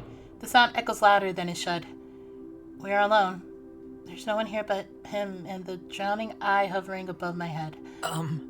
He draws out a groan, pulling his jacket up on his shoulders. The fabric slides back down uncooperatively. I've been in plenty of uncomfortable situations in my life. This somehow isn't as bad as some of them. So, are you alright? I'm in one piece. I think that's as close as I can get to alright. I guess I'll have to thank you for that. I was just doing what they asked me to do. But you were kind to me. I wasn't. Fine, I won't argue. Are you okay, though? You almost fainted. His eyes finally gather the courage to land on me. And they do suspiciously. My attempt at gathering a bit information has failed, apparently. You don't have to be nice or anything. Like I doubt you care. And what if I do? That's a bit edgy. That's a bit edgy, don't you think? I can't help but chuckle. At least I try to. No, it's not. Just a bit. Oh, just a bit. Stop laughing. Are you in pain or scared or anything? I'm surprisingly lucid if you ask me. Don't know how long it will last, though. I could still do something bad to you, you know. Okay. Sorry. That's the most comical threat I've ever heard. But I keep my opinions to myself. He looks like he would flee immediately if he hadn't been tasked to keep an eye on me. One glass of water coming through. Bursting through the gates with the glass in her hand, she saunters over towards us, relief washing over my temporary guardian with such strength I'm afraid he'll kneel over again. Very nice of you to leave me here alone. Oh, please. Don't tell me you're scared of Allie. He doesn't reply. He shoots me a cautious glance, and I instantly know what he's thinking about. Did he see the same thing I did then? Or am I just imagining things? What's with the faces? What were you two talking about? Nothing. Nothing, Keep secrets from your sister Ara, huh? Ara. Fine. Here, Allie, drink some. She's so cute! I'm definitely gonna cosplay her. I have to cosplay her. Like, I have to. Silver droplets vault off the overflowing glass as she jabs it in my direction, splashing into my lap. The dazzling smile she's wearing could light up an entire city. Thanks. I hesitantly accept the offer. The glass feels absurdly light in my grasp. I love her aesthetic. Like, I'm very much thinking about cosplaying her for real. I gulp the water down so fast I can't even taste it. My breath cuts short and my stomach twitches painfully at the sudden influx. God, that felt good. Oh. Circles. Do you want some more? No, that's okay. Well, you don't charge for it. You just have to ask. Her outstanding highness is as welcoming as it is concerning. I already let my guard down with Master Gael, and that didn't turn out well. I rest the empty glass on my lap. Ara's smile broadens until her eyes are hardly more than a straight row of long lashes. You don't look too different from us. What did you expect? Oh, come on. Don't tell me you hear Wanderer of Worlds and imagine someone completely normal. You read too much. There's no Wanderer of anything. Wait, that thing, the Wanderer? What's that? A pair of peachy eyes in front of me suddenly draws close. In a heartbeat, Ara's nose is almost touching mine, and I swallow a squawk out of pure courtesy. The Wanderer of Worlds. It's an old legend of... It's just a stupid fairy tale. Ugh. That's what someone boring like you would say. Nah, that's what someone who's not delusional would say. Prick. Ugly. Idiot. Their shared focus remains on one another, and their bickering. There's a few hands thrown in the air, merged with some slaps, and soon a round of laughter wrapping all together. Anyway. Could I have some more water? Like a light switch, Ara's face is taken over by another huge smile that utterly erases the impish expression she had a second ago. Sure! Ara picks up the empty glass and shoves it right into Hazal's hand. You heard the lady. What? Come on. I'm not your butler. Bring it yourself. After the traumatic experience you made her go through, it's the least you can do. What? As if it's my fault. I didn't want to do it in the first place. And traumatic? Give me a break. I'm the one who almost broke my head in two. Come on, please. Zal looks back and forth between us, flabbergasted. Notably, his eyes linger on mine longer than they do on his sister's. Don't look at the prisoner. Guest. No, please. Do it for your super cute and kind sister. Is that sister in the room with us now? Ara claps her hands together. Her pleading eyes are so big, they look ready to pop out of her sockets. Oh, fine. But I'm adding 10 more to your debt. Aw, my boobaloo woo, thank you. He stirs off, empty glass in hand. Her expression twists mischievously as she watches her brother march away, her little hands rubbing together like the most villainous of villains would. Well, at least someone is having fun with this. So, how are you holding up, Allie? I'm sure you've been asking a bunch of times. I'm sure you've been asked that a bunch of times, but I can't resist myself. Well, I'm afraid I'll have to give you the same answer, so I'm alive, I guess. Because you don't, right? Plan to, off me? Huh? No! I know everyone got a bit nervous back there, but I swear, we're not monsters or anything. See, things are not exactly perfect around here. But now that you're here, they might just be soon. She's so cute. Because of the wander of whatever, what am I supposed to do exactly? Yeah, let me ask that. What am I supposed to do? What am I supposed to do exactly? I think I understand that you're dealing with some problems, but I don't know how much I can be of use. I mean, your brother did say I might die any minute, which is awfully comforting and not terrifying at all, thank you very much. Ugh. Don't listen to him. But it's true, right? Well, let's not think about that right now, right?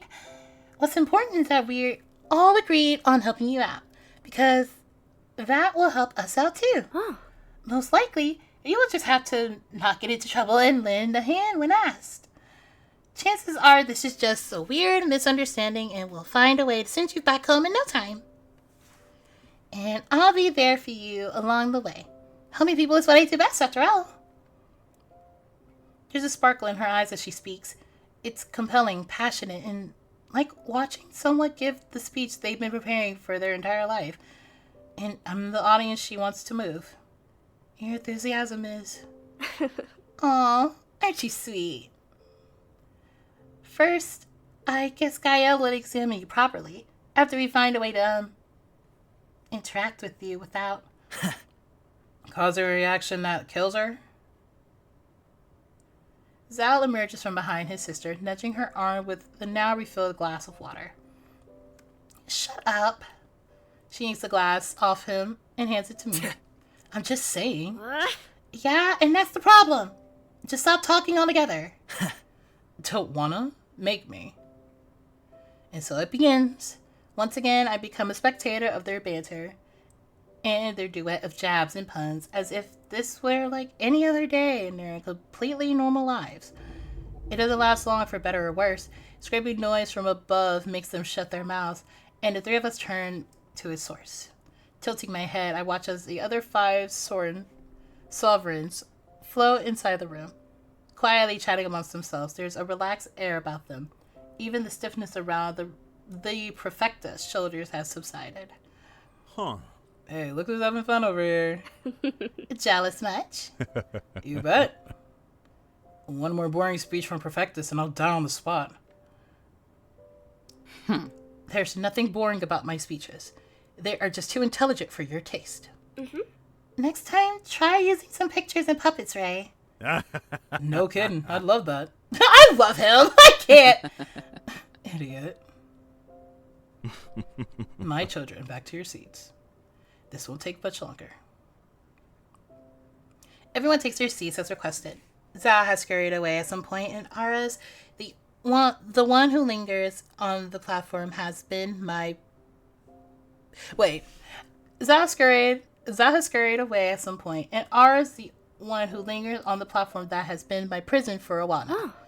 You can keep the glass if you want, just in case you get thirsty again. Hang in there, just for a little longer. All right? Maybe it's her bright smile or the familiarity in her gestures and her movement. Whatever it is. I find myself nodding before I can think about it. Will do. She seems satisfied with that. With a final bob of her head, she turns to the stairway. Ara? Huh? Yes? Thanks. She tucks a few strands of hair behind the shell of her ears, but they promptly return to their place around her heart-shaped face. Don't mention it. Her lips quiver as she contemplates whether to say something else or not. With one last beam at me, she settles on the ladder, skipping all the way back to the upper floor. Wonderful. As Father resumes his position on the railing, the dust floating around the room freezes in place. The timid rays of moonlight peeking through the windows halt their dance. Not a sound or a word is heard. After careful deliberation, I made a decision. It is true that the human summoning is wholly inexplicable, as are her true intentions, or if she has taken part in this unprecedented event. With that consideration, I have the Seven Sovereigns guard this one's life until the solution is found and the culprit of this transgression is brought to the sacred chamber. As Limbo's father and protector, I know in my heart this is the right thing to do. As a father, however, I would not deem this on you, my children. If the worst scenario came to fruition, many lives would be at risk, including your own. Mm-hmm. You don't have to ask, Father. The safety of the realm is the safety of its family. Your burden is our burden. Yeah. Yeah, we wouldn't dip on you like that. This'll be easy, you'll see. Zal, Aura. Mm-hmm. We're in, of course. Don't you dare count us out of it. Right, Zal? A dragged out home is the only answer. He searches for something he can't use to help his case, and by chance, his gaze falls on me. His expression tightens. We draw a labored breath in unison. Yeah, about that. Sure, I guess. He looks away, crossing his arms before his chest in visible discomfort. The tension that should wash out of me solidifies, worming its way to my belly. Why is he not saying anything? How will we settle this, Father? Will she stay in the spire? Will we take turns watching over her? Knowing how fickle her life is, I'm afraid the spire's volatile nature would not be ideal. My position does not allow me to dedicate as much time and effort to this matter as needs. Therefore, I will ask of you to shelter Allie within your circles. She must be under strict vigilance, but also cannot raise suspicion. This matter will remain as secret as possible. Teach her our customs. If she is truly foreign to them, let us embrace her, and let her embrace our home. Sooner or later, the answers will be given to us, one way or another. Stand and cast your vote, if you will, my sovereigns. The room fills with the sound of shuffling of clothes and shoes. 6 hands rest atop the railing, and a quiet hum erupts from the earth, crawling up through the pillars, holding the place together. However, there's one amongst them who doesn't. Loki! Quit playing with me now! Envy remains still, a distant look in his downcast eyes. Father, a suggestion, if you will allow it. Indeed. Yes, Lord Armand. Even from where I sit, I can see Armand's Adam's apple plummet under the weight of Father's candid stare. I'd like to suggest we include Lord Envy in this. Armand. I know the law. But they know more about the firstborn than any of us. It's only fair that he has a chance to help.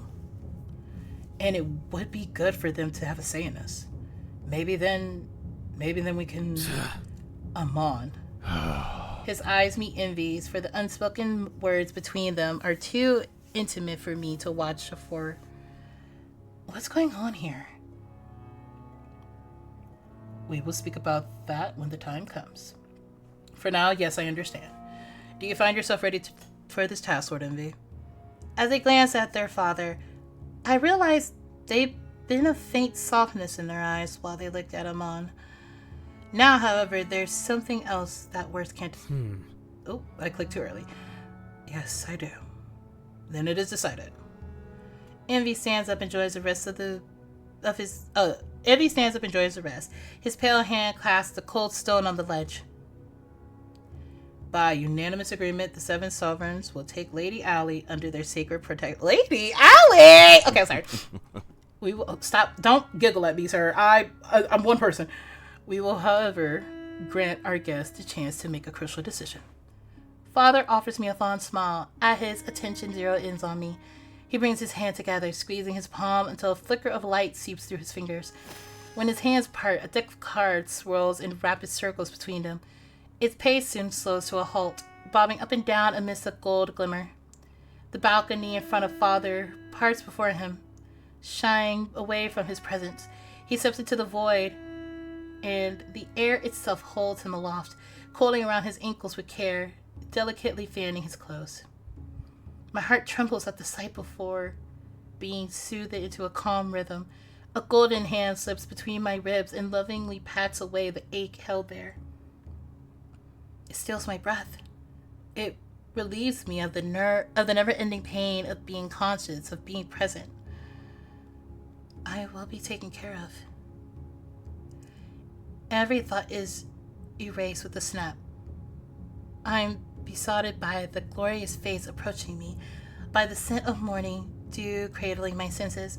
The world carries father to me, stopping him at a distance that could be dwindled into nothing but a mere stretch of my arm. His power is unimaginable. I could taste it on my tongue, feel it in my veins, hear it echoing in my head. Yet I fight it. No, something else inside me fights him. Fights the hold his godly presence has on me. What are you doing to me? I apologize. It is my very existence that troubles your soul. Perhaps with greater strength than usual, as you are no child of mine. This man gets... Okay. Gather your thoughts. My influence will pass. I close my eyes, denying myself the pleasure of seeing him. Knowing that he's not actively trying to charm me is all the more unsettling. A dangerous thought crosses my emptied mind. What if I gave in to him, to this influence? In my hands, I hold 6 cards. Each card represents one of my... Oh, it's him. In my hands, I hold 6 cards. Each card represents one of my beloved children, our trustworthy sovereigns. Let instincts guide you, as each card is infused with tremendous power. They hold the very essence of my children's themselves. Or if you will, have your choice be based on cunning and strategy. Act as you please. Know that each one of them offers you protection, understanding, and knowledge. Seize this opportunity as one in a million lifetimes, my dear guest. I face his delightfully overwhelming presence. I can't hold his stare too long. It causes flames to lick at my stomach in a blur of pain and pleasure. Is there anything you would like to add, Lady Allie Winchester? But thanks for not killing me. That's so fair. I will do my best to be of use. I'll show you that I have nothing to do with any of this. Oh, my dear.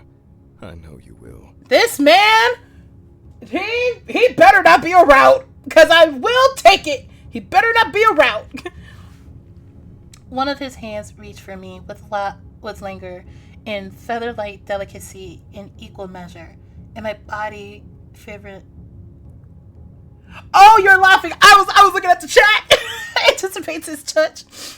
His naked fingers graze my cheek, and it feels as if the sun was kissing my skin. A warm, light touch that soon turns into a searing caress. I know you will. Stop! Please! I am only a person. I am one person. You don't need to sit up here and do that, sir. A shiver runs through me, setting my insides on fire in a mind-numbing mixture of pleasure and unease. It is settled then. Today, you take destiny into your own 2 hands, for as long as you remain among us. The cards flutter and twirl before they fly away from the cocoon of his hands. They stop right in front of me. 6 perfect pieces of wafer-thin stones and glass, one for each of them, just like he said. A myriad of colors and shape form carefully crafted stained glass images. Etched on the bottom of each card is a title, each more ominous than the last. I just have to pick one up, and then that's it. It's decided. Somehow part of me still hopes that the moment I choose a card, I'll wake up in my bed. That all of this will be nothing but a bad dream. But that's not going to happen. I will fight my way through whatever comes next, no matter what it is. That's my only resolution. My only comfort. I will make them wish they sent me home as soon as they saw me. I reach forward, my fingertips hovering over the edge of the cards, and air around them is charged, buzzing with energy. It laps at my skin, beckoning me to come. And so, I make a decision, perhaps my final one. Oh? Oh, that's it! Oh, wow! Thank you so much for playing Lost in Limbo Demo. Please consider supporting us on Kickstarter. Click the icon below to access our demo survey. If you could, please give us any kind of feedback. We'd be very grateful.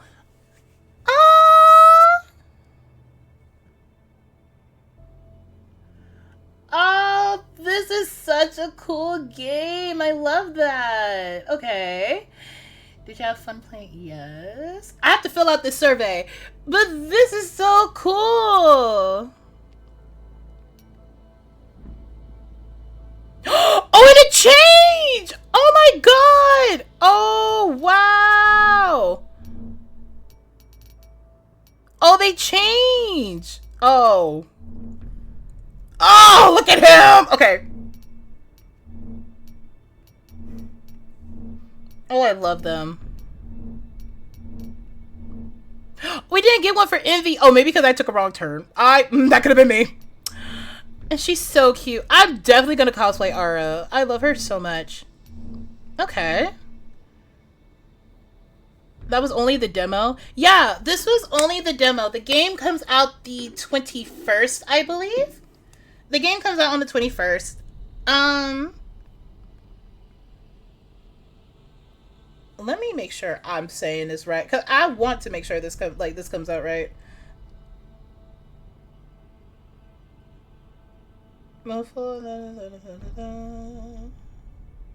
Yeah. The demo. Okay, so the free demo is August 21st.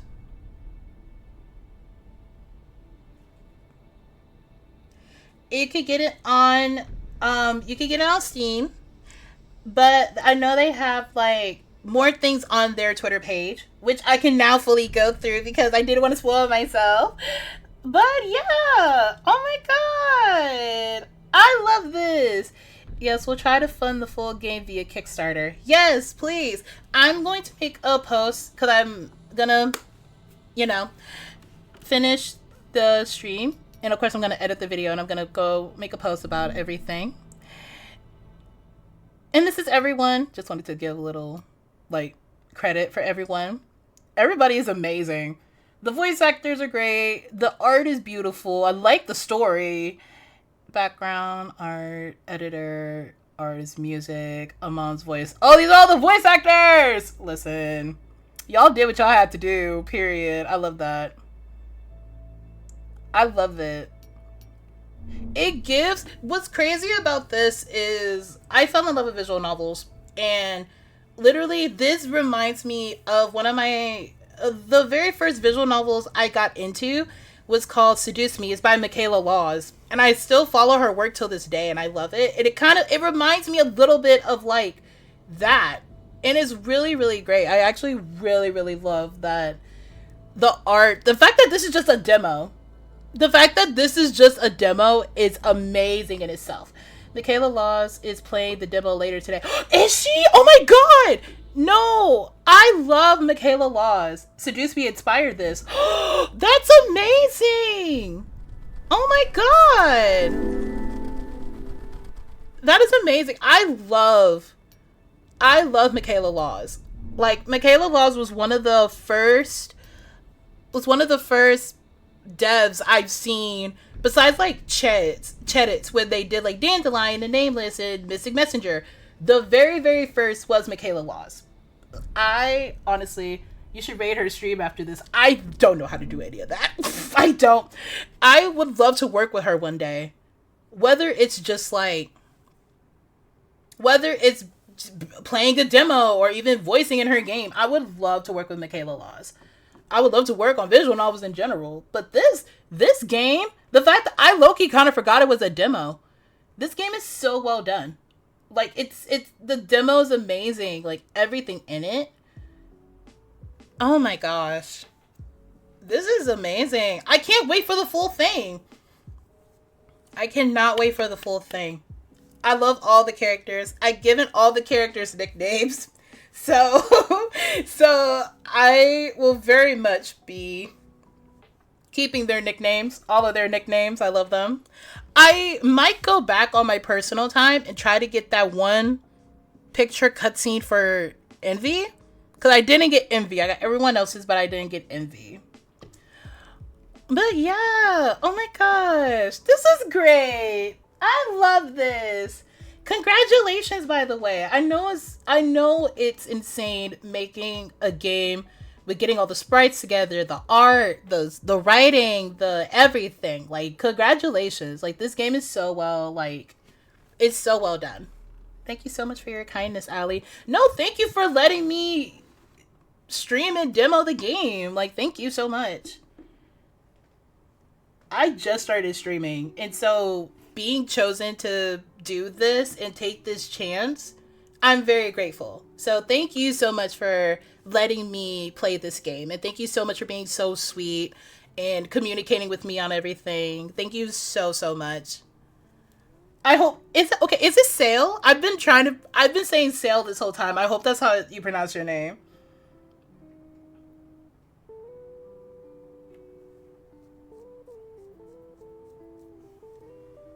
It is. Okay, good.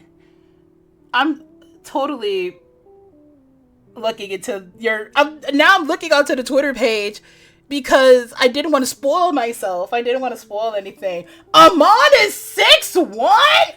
Excuse me. Excuse me. Excuse me for a moment. Hold on. Wait a minute. I'm sorry.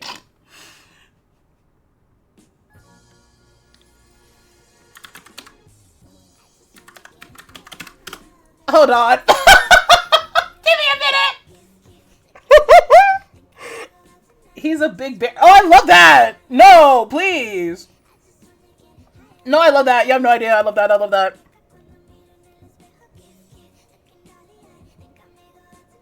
He's 6. Hold up. His pronouns are he, him. The golden dragon of the Gauls. Okay, see, I kind of figured dragons was his thing. Like shiny things party, teasing people. He dislikes getting up early. Me. Silver and vegetables. He's 7'1".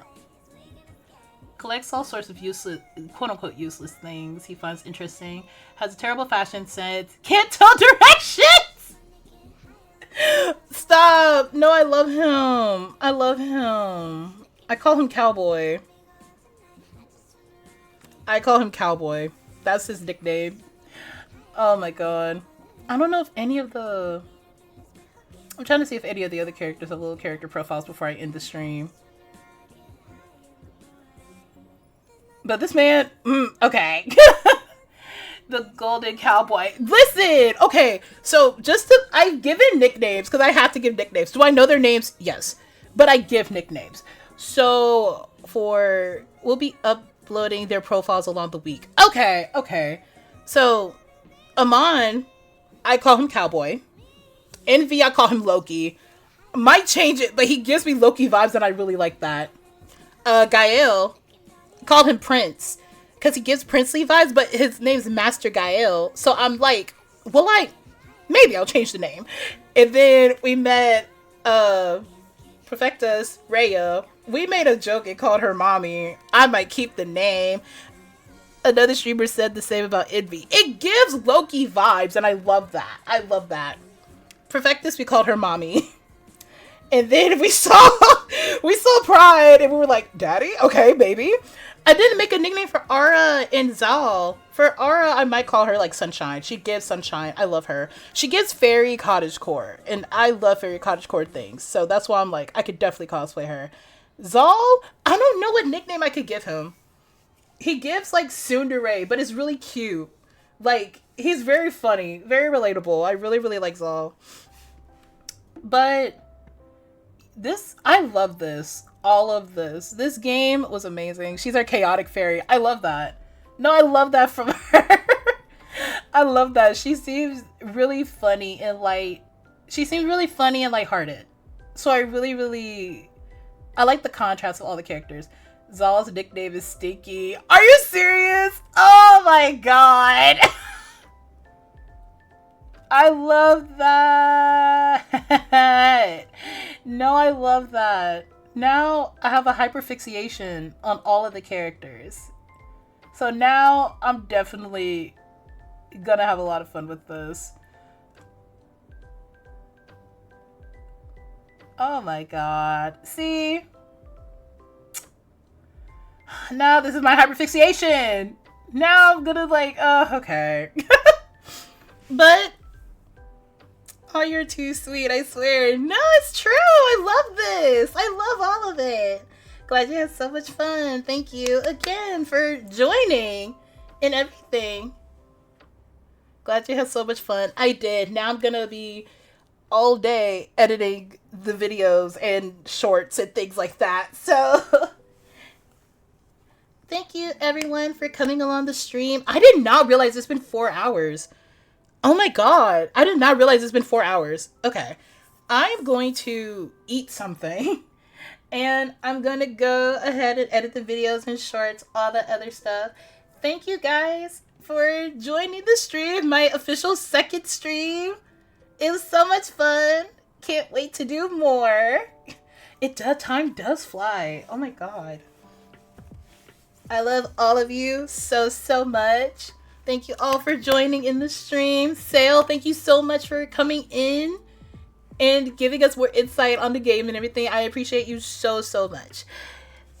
But everyone, please, don't be hard on yourselves. Get some food, get some water, get some rest. I'll probably stream again this week.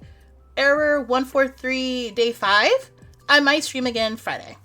But other than that, love you all. See you again soon.